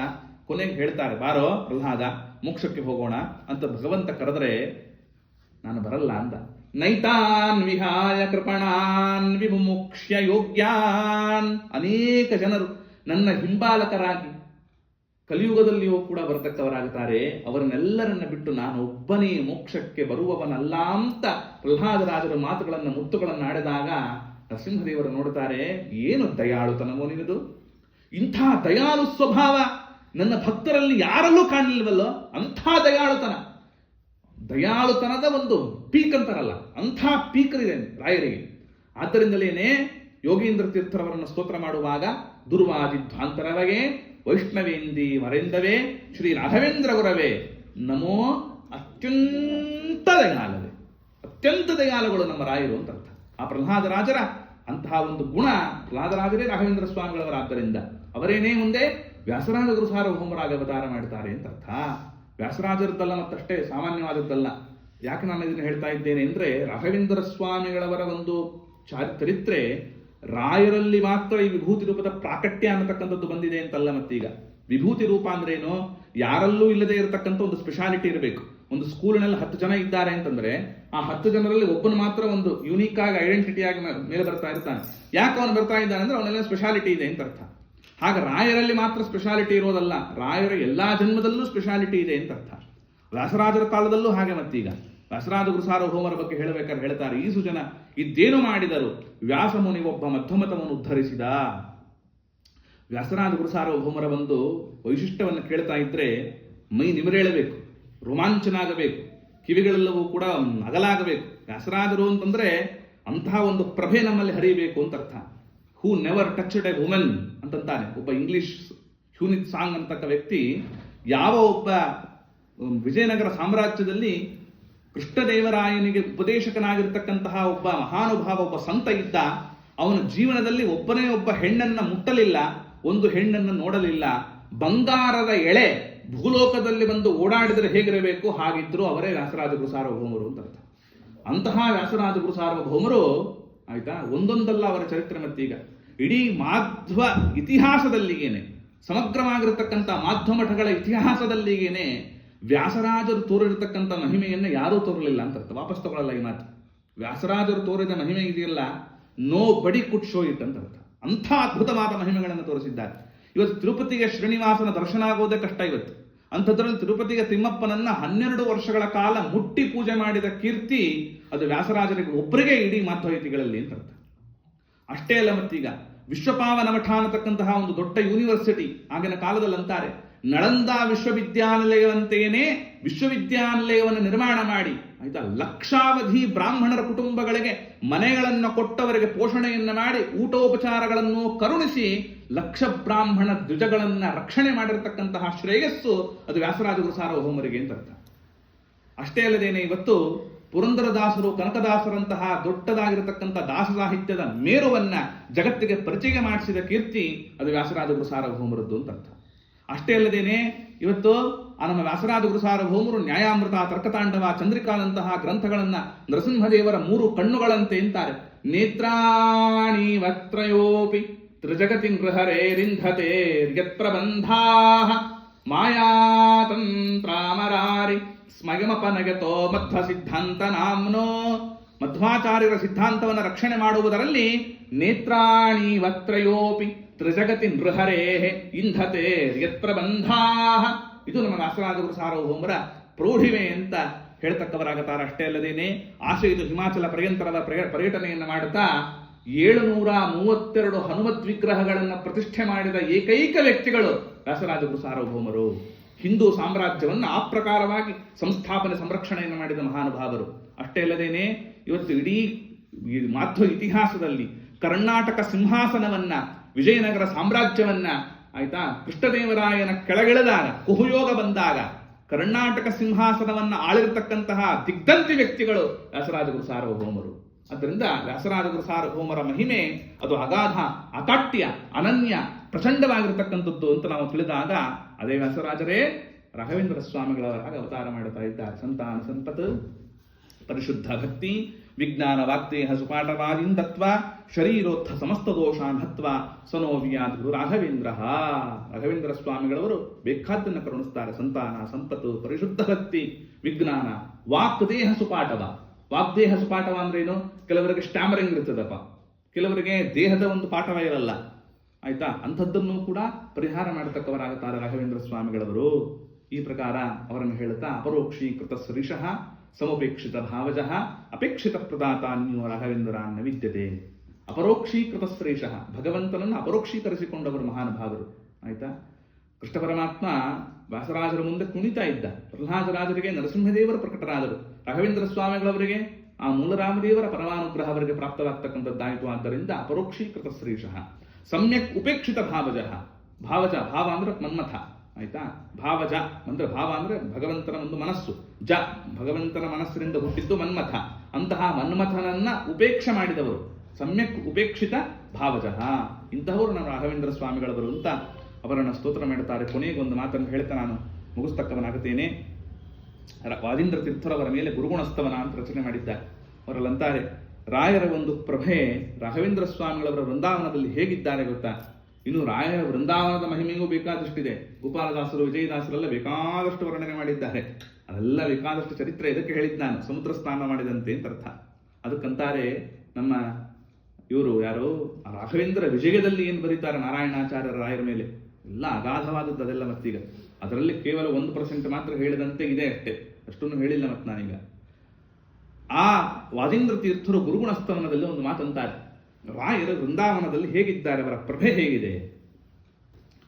ಯದ್ಭಾನೋ ಯತ್ಕೃಶಾನೋ ಯದಮೃತ ಕಿರಣೇ ಯದ್ಗ್ರಹೇಶು ಜಿತೇಶು ಜ್ಯೋತಿರ್ಯತ್ತಾರಕಾಸು ಪ್ರಥಿತಮಣಿಷು ಯದ್ಯಚ್ಚ ಸೌದಾಮಿನೀಷು ಸಂಭೋಗೈ ತತ್ಸಮಸ್ತಂ ತದಮಿತ ಹೃದಯಾಕಾಶ ನಿರ್ಯತ್ ಪ್ರಕಾಶೇ ಧೀರ ಶ್ರೀ ರಾಘವೇಂದ್ರ ವ್ರತಿವರ ಭಜತೆ ಹಂತ ಖದ್ಯೋತರೀತಿ. ಯದ್ಭಾನೋ ಸೂರ್ಯನಲ್ಲಿರ್ತಕ್ಕಂತಹ ಪ್ರಕಾಶ, ಆಯ್ತಾ, ಯದ್ಭಾನೋ ಯತ್ಕೃಶಾನೋ ಮಿಂಚಿನಲ್ಲಿರ್ತಕ್ಕಂತಹ ಪ್ರಕಾಶ, ಚಂದ್ರಮಣಿಯಲ್ಲಿರ್ತಕ್ಕಂತಹ ಪ್ರಕಾಶ, ಚಂದ್ರನಲ್ಲಿರುವ ಪ್ರಕಾಶ, ಗ್ರಹ ನಕ್ಷತ್ರಗಳಲ್ಲಿರ್ತಕ್ಕಂತಹ ಪ್ರಕಾಶ, ಇಡೀ ಜಗತ್ತಿನಲ್ಲಿ ಪ್ರಕಾಶವನ್ನ ಹೊರಸೂಸ್ತಕ್ಕಂತಹ ವಸ್ತುಗಳು ಅಂತ ಏನೇನಿದೆಯೋ ಆ ಎಲ್ಲಾ ವಸ್ತುಗಳನ್ನು ತಂದು ಶೇಖರಣೆ ಮಾಡಿ ಒಂದು ತಕ್ಕಡೆಯಲ್ಲಿ ಇಟ್ಟರು. ಸಂಭೂಯೈ ತತ್ಪ್ರಕಾಶಂ ತ್ವದಮಿತ ಹೃದಯ ಆಕಾಶ ನಿರ್ಯತ್ ಪ್ರಕಾಶೇ. ರಾಘವೇಂದ್ರ ಸ್ವಾಮಿಗಳವರ ಹೃದಯದಿಂದ ಹೊರಹೊಮ್ಮುವ ಪ್ರಕಾಶದ ಮುಂದೆ ಆ ಎಲ್ಲಾ ಪ್ರಕಾಶಗಳು ಕೂಡ ನಾಚಿ ನೀರಾಗಬೇಕು ಅಂತ ಅರ್ಥ. ಧೀರ ಶ್ರೀ ರಾಘವೇಂದ್ರ ವ್ರತಿವರ ಭಜತೆ ಹಂತ ಖದ್ಯೋತ ರೀತಿ. ಅದೆಲ್ಲವೂ ಖದ್ಯೋತ ಮಣಿಯಂತೆ, ಅಂದ್ರೆ ಖದ್ಯೋತ ಮಣಿ ಅಂದ್ರೆ ಲೈಟ್ ಹುಳ ಅಂತೀವಲ್ಲ, ಆ ಎಲ್ಲಾ ಪ್ರಕಾಶಗಳು ರಾಯರ ಹೃದಯದ ಪ್ರಕಾಶ ಮುಂದೆ ಲೈಟ್ ಹುಳದಂತಾಗಿ ಬಿಡುತ್ತೆ ಅಂತ ಅರ್ಥ. ಅಂಥದ್ದು ರಾಯರ ಒಂದು ಅದ್ಭುತತ್ವ ಅಂತ ವಾದೀಂದ್ರ ತೀರ್ಥರು ಕೊಂಡಾಡುವಾಗ, ವ್ಯಾಸೇನೋ ವ್ಯುಕ್ತ ಬೀಜ ಶ್ರುತಿಹುವಿ ಭಗವತ್ಪಾದ ಲಬ್ಧಾಂಕುರ ಶ್ರೀ ಪ್ರತ್ನೈರೀಶತ್ ಪ್ರಭಿನ್ನೋ ಅಜನಿ ಜಯಮುನಿನಾ ಸಮ್ಯಗುದ್ಭಿನ್ನ ಶಾಖಃ ಮೌನೀಶೋ ವ್ಯಾಸರಾಜಾತ್ ಉಜಿತ ಕಿಸಲಯ ಪುಷ್ಟಿತೋ ಯಂ ಜಗೀಂದ್ರಾತ್ ಅದ್ಯ ಶ್ರೀ ರಾಘವೇಂದ್ರಾತ್ ವಿಲಸತಿ ಫಲಿತೋ ಮಧ್ವದಿಗ್ಧಾಂತ ಶಾಖೀ. ಮಧ್ವಾಚಾರ್ಯರೆಂಬುವ ಕಲ್ಪವೃಕ್ಷ ಇವತ್ತು ಫಲವನ್ನು ಕೊಡ್ತಾ ಇರುವುದೇ ರಾಘವೇಂದ್ರ ಸ್ವಾಮಿಗಳವರಿಂದ ಅಂತ ವಾದೀಂದ್ರ ತೀರ್ಥರು ಕೊಂಡಾಡಿದಾಗ ರಾಘವೇಂದ್ರ ಸ್ವಾಮಿಗಳವರ ವೃಂದಾವನದ ಒಳಗಡೆಯಿಂದಲೇನೆ ತಲೆತೂಗುತ್ತಾರೆ. ವೃಂದಾವನವೇ ತಲೆತೂಗಿದಂತೆ ವೃಂದಾವನವೇ ಅಲ್ಲಾಡುತ್ತದೆ ವಾದೀಂದ್ರ ತೀರ್ಥರು ಸ್ತೋತ್ರ ಮಾಡಿದಾಗ. ಅಂತಹ ಮಹಾನುಭಾವರೇ ರಾಘವೇಂದ್ರ ಸ್ವಾಮಿಗಳ ವೃಂದಾವನದ ಪಕ್ಕದಲ್ಲಿರತಕ್ಕಂತಹ ವಾದೀಂದ್ರ ತೀರ್ಥರು. ಇಂತಹ ಆ ರಾಘವೇಂದ್ರ ಸ್ವಾಮಿಗಳವರ ಒಂದು ಪರಂಪರೆ ಸಾಮಾನ್ಯವಾದದ್ದಲ್ಲ. ಮತ್ತೀಗ ಮಧ್ವಾಚಾರ್ಯರು ಆಯ್ತಾ, ಅವರ ಶಿಷ್ಯರೇನೇ ಪದ್ಮನಾಭ ತೀರ್ಥರು, ನರಹರಿ ತೀರ್ಥರು, ಮಾಧವ ತೀರ್ಥರು, ಅಕ್ಷೋಭ್ಯ ತೀರ್ಥರು, ಜಗತೀರ್ಥರು, ವಿದ್ಯಾಧಿರಾಜ ತೀರ್ಥರು, ಕವೀಂದ್ರ ತೀರ್ಥರು, ವಾಗೀಶ ತೀರ್ಥರು, ರಾಮಚಂದ್ರ ತೀರ್ಥರು, ವಿಭುದೇಂದ್ರ ತೀರ್ಥರು, ಜಿತಾಮಿತ್ರ ತೀರ್ಥರು, ಸುರೇಂದ್ರ ತೀರ್ಥ, ರಘುನಂದನ ತೀರ್ಥರು, ಸುರೇಂದ್ರ ತೀರ್ಥರು, ವಿಜಯೇಂದ್ರ ತೀರ್ಥರು, ಸುಧೀಂದ್ರ ತೀರ್ಥರು, ರಾಘವೇಂದ್ರ ಸ್ವಾಮಿಗಳು. ಆ ರಾಘವೇಂದ್ರ ಸ್ವಾಮಿಗಳ ಪರಂಪರೆ ಮುಂದುವರೆದುಕೊಂಡು ಇವತ್ತಿನವರೆಗೂ ಕೂಡ ಅಲ್ವಾ. ಜಯತೀರ್ಥರ ಪರಂಪರೆ, ಮಧ್ವಾಚಾರ್ಯರ ಪರಂಪರೆ, ರಾಯರ ಪರಂಪರೆ. ಜಯತೀರ್ಥರಿಗೂ ರಾಯರಿಗೂ ಸಂಬಂಧ ಇಲ್ಲ ಅನ್ಕೋಡೆ. ಮತ್ತೀಗ ಜಯತೀರ್ಥರು, ವಿದ್ಯಾಧಿರಾಜರು, ಕವೀಂದ್ರರು, ವಾಗೀಶ, ರಾಮಚಂದ್ರ, ವಿಭುದೇಂದ್ರ, ಚಿತಾಮಿತ್ರ, ರಘುನಂದನ, ಸುರೇಂದ್ರ, ವಿಜಯೇಂದ್ರ ರಾಘವೇಂದ್ರ ಸ್ವಾಮಿಗಳು, ಸುಧೀಂದ್ರ ರಾಘವೇಂದ್ರ ಸ್ವಾಮಿಗಳವರೆಗೂ ಕೂಡ ಹರಿದುಕೊಂಡು ಬಂದಿದೆ. ರಾಯರ ಶಿಷ್ಯ ಪರಂಪರೆಗೆ ಮತ್ತು ಮುಂದುವರೆದುಕೊಂಡು ಬಂತು ಮತ್ತೀಗ ಆಯ್ತಾ. ಯೋಗೀಂದ್ರ ತೀರ್ಥರು, ಸೂರೇಂದ್ರ ತೀರ್ಥರು, ಸುಮತೀಂದ್ರ ತೀರ್ಥರು, ಉಪೇಂದ್ರ ತೀರ್ಥರು, ವಾದೀಂದ್ರ ತೀರ್ಥರು, ವಸುಧೇಂದ್ರ ತೀರ್ಥರು, ವರದೇಂದ್ರ ತೀರ್ಥರು, ಧೀರೇಂದ್ರ ತೀರ್ಥರು, ಭುವನೇಂದ್ರ ತೀರ್ಥರು, ಸುಬೋಧೇಂದ್ರ ತೀರ್ಥರು, ಅಲ್ಲಿಂದ ಮುಂದೆ ಬಂದುಕೊಂಡು ಸುಜನೇಂದ್ರ ತೀರ್ಥರು, ಸುಜ್ಞಾನೇಂದ್ರ ತೀರ್ಥರವರೆಗೂ ಬಂದು ಇವತ್ತು ನಮ್ಮ ಕುಲಗುರುಗಳಾದ ಸುಬೋಧೇಂದ್ರ ತೀರ್ಥರವರೆಗೂ ಕೂಡ ಹರಿದುಕೊಂಡು ಬಂದಿದೆ. ಈ ಪರಂಪರೆ ಅನ್ನತಕ್ಕಂಥದ್ದು ರಾಘವೇಂದ್ರ ಸ್ವಾಮಿಗಳವರೊಂದು ವಿದ್ಯಾ ವೈಭವ, ಅದ್ಭುತವಾದ ಪರಂಪರೆ. ಇಂತಹ ಪರಂಪರೆ ಆಚಂದ್ರಾರ್ಕ ಸ್ಥಾಯಿಯಾಗಿ ಒಂದು ವಂಶಕ್ಕೆ ಚಿರಋಣಿಯಾಗಿರಬೇಕು ಅಂದ್ರೆ ಅದು ಈ ವಂಶ, ಬಾಡದ ವಂಶ. ಅಂತಹ ಆ ಸಂಸ್ಥಾನ ಇವತ್ತು ಒಂದು ವಂಶಕ್ಕೆ ಚಿರಋಣಿಯಾಗಿರಬೇಕು ಅಂತಂದ್ರೆ ಅವರ ಹಿರಿಯರು ಮಾಡಿರತಕ್ಕಂತಹ ಸೇವೆ ಅಷ್ಟು ಅನನ್ಯವಾದದ್ದು ಅಂತ ಅರ್ಥ. ರಾಮಚಂದ್ರ ಭಟ್ಟರು ಮಾಡಿರತಕ್ಕಂತಹ ಒಂದು ತ್ಯಾಗ, ಅವರು ಮಾಡಿದ ಸೇವೆ ಅದಕ್ಕೆ ಮಿಗಿಲೇ ಇಲ್ಲ. ಯಾಕೆಂದರೆ ಚತುರ್ಯುಗ ಬ್ರಹ್ಮಕರಾಚಿತನಾಗಿರತಕ್ಕಂತಹ ಮೂಲರಾಮದೇವರನ್ನ ಸಂಸ್ಥಾನಕ್ಕೆ ಒಪ್ಪಿಸಿರ್ತಕ್ಕಂತಹ ದೊಡ್ಡ ಪರಂಪರೆ. ಅಂತಹ ಪರಂಪರೆಯವರಲ್ಲಿ ಇವತ್ತು ರಾಘವೇಂದ್ರ ಸ್ತೋತ್ರದ ಅನುವಾದವನ್ನು ಮಾಡಿದ್ದೇ ಒಂದು ವಿಶೇಷ ಅಂತ ಹೇಳ್ತಾ ಈ ಎರಡು ಮಾತುಗಳನ್ನು ರಾಘವೇಂದ್ರ ಸ್ವಾಮಿಗಳವರ ಅಂತರ್ಯಾಮಿಯಾದ ವಾದಿರಾಜರ ಹೃದ್ಗುಹಾವಾಸಿ ಲಕ್ಷ್ಮೀ ಹೈಕದೇವನ ಪದಾರವಿಂದಗಳಲ್ಲಿ ಸಮರ್ಪಣೆ ಮಾಡುತ್ತೇನೆ. ಶ್ರೀಕೃಷ್ಣ ನಮಸ್ತು.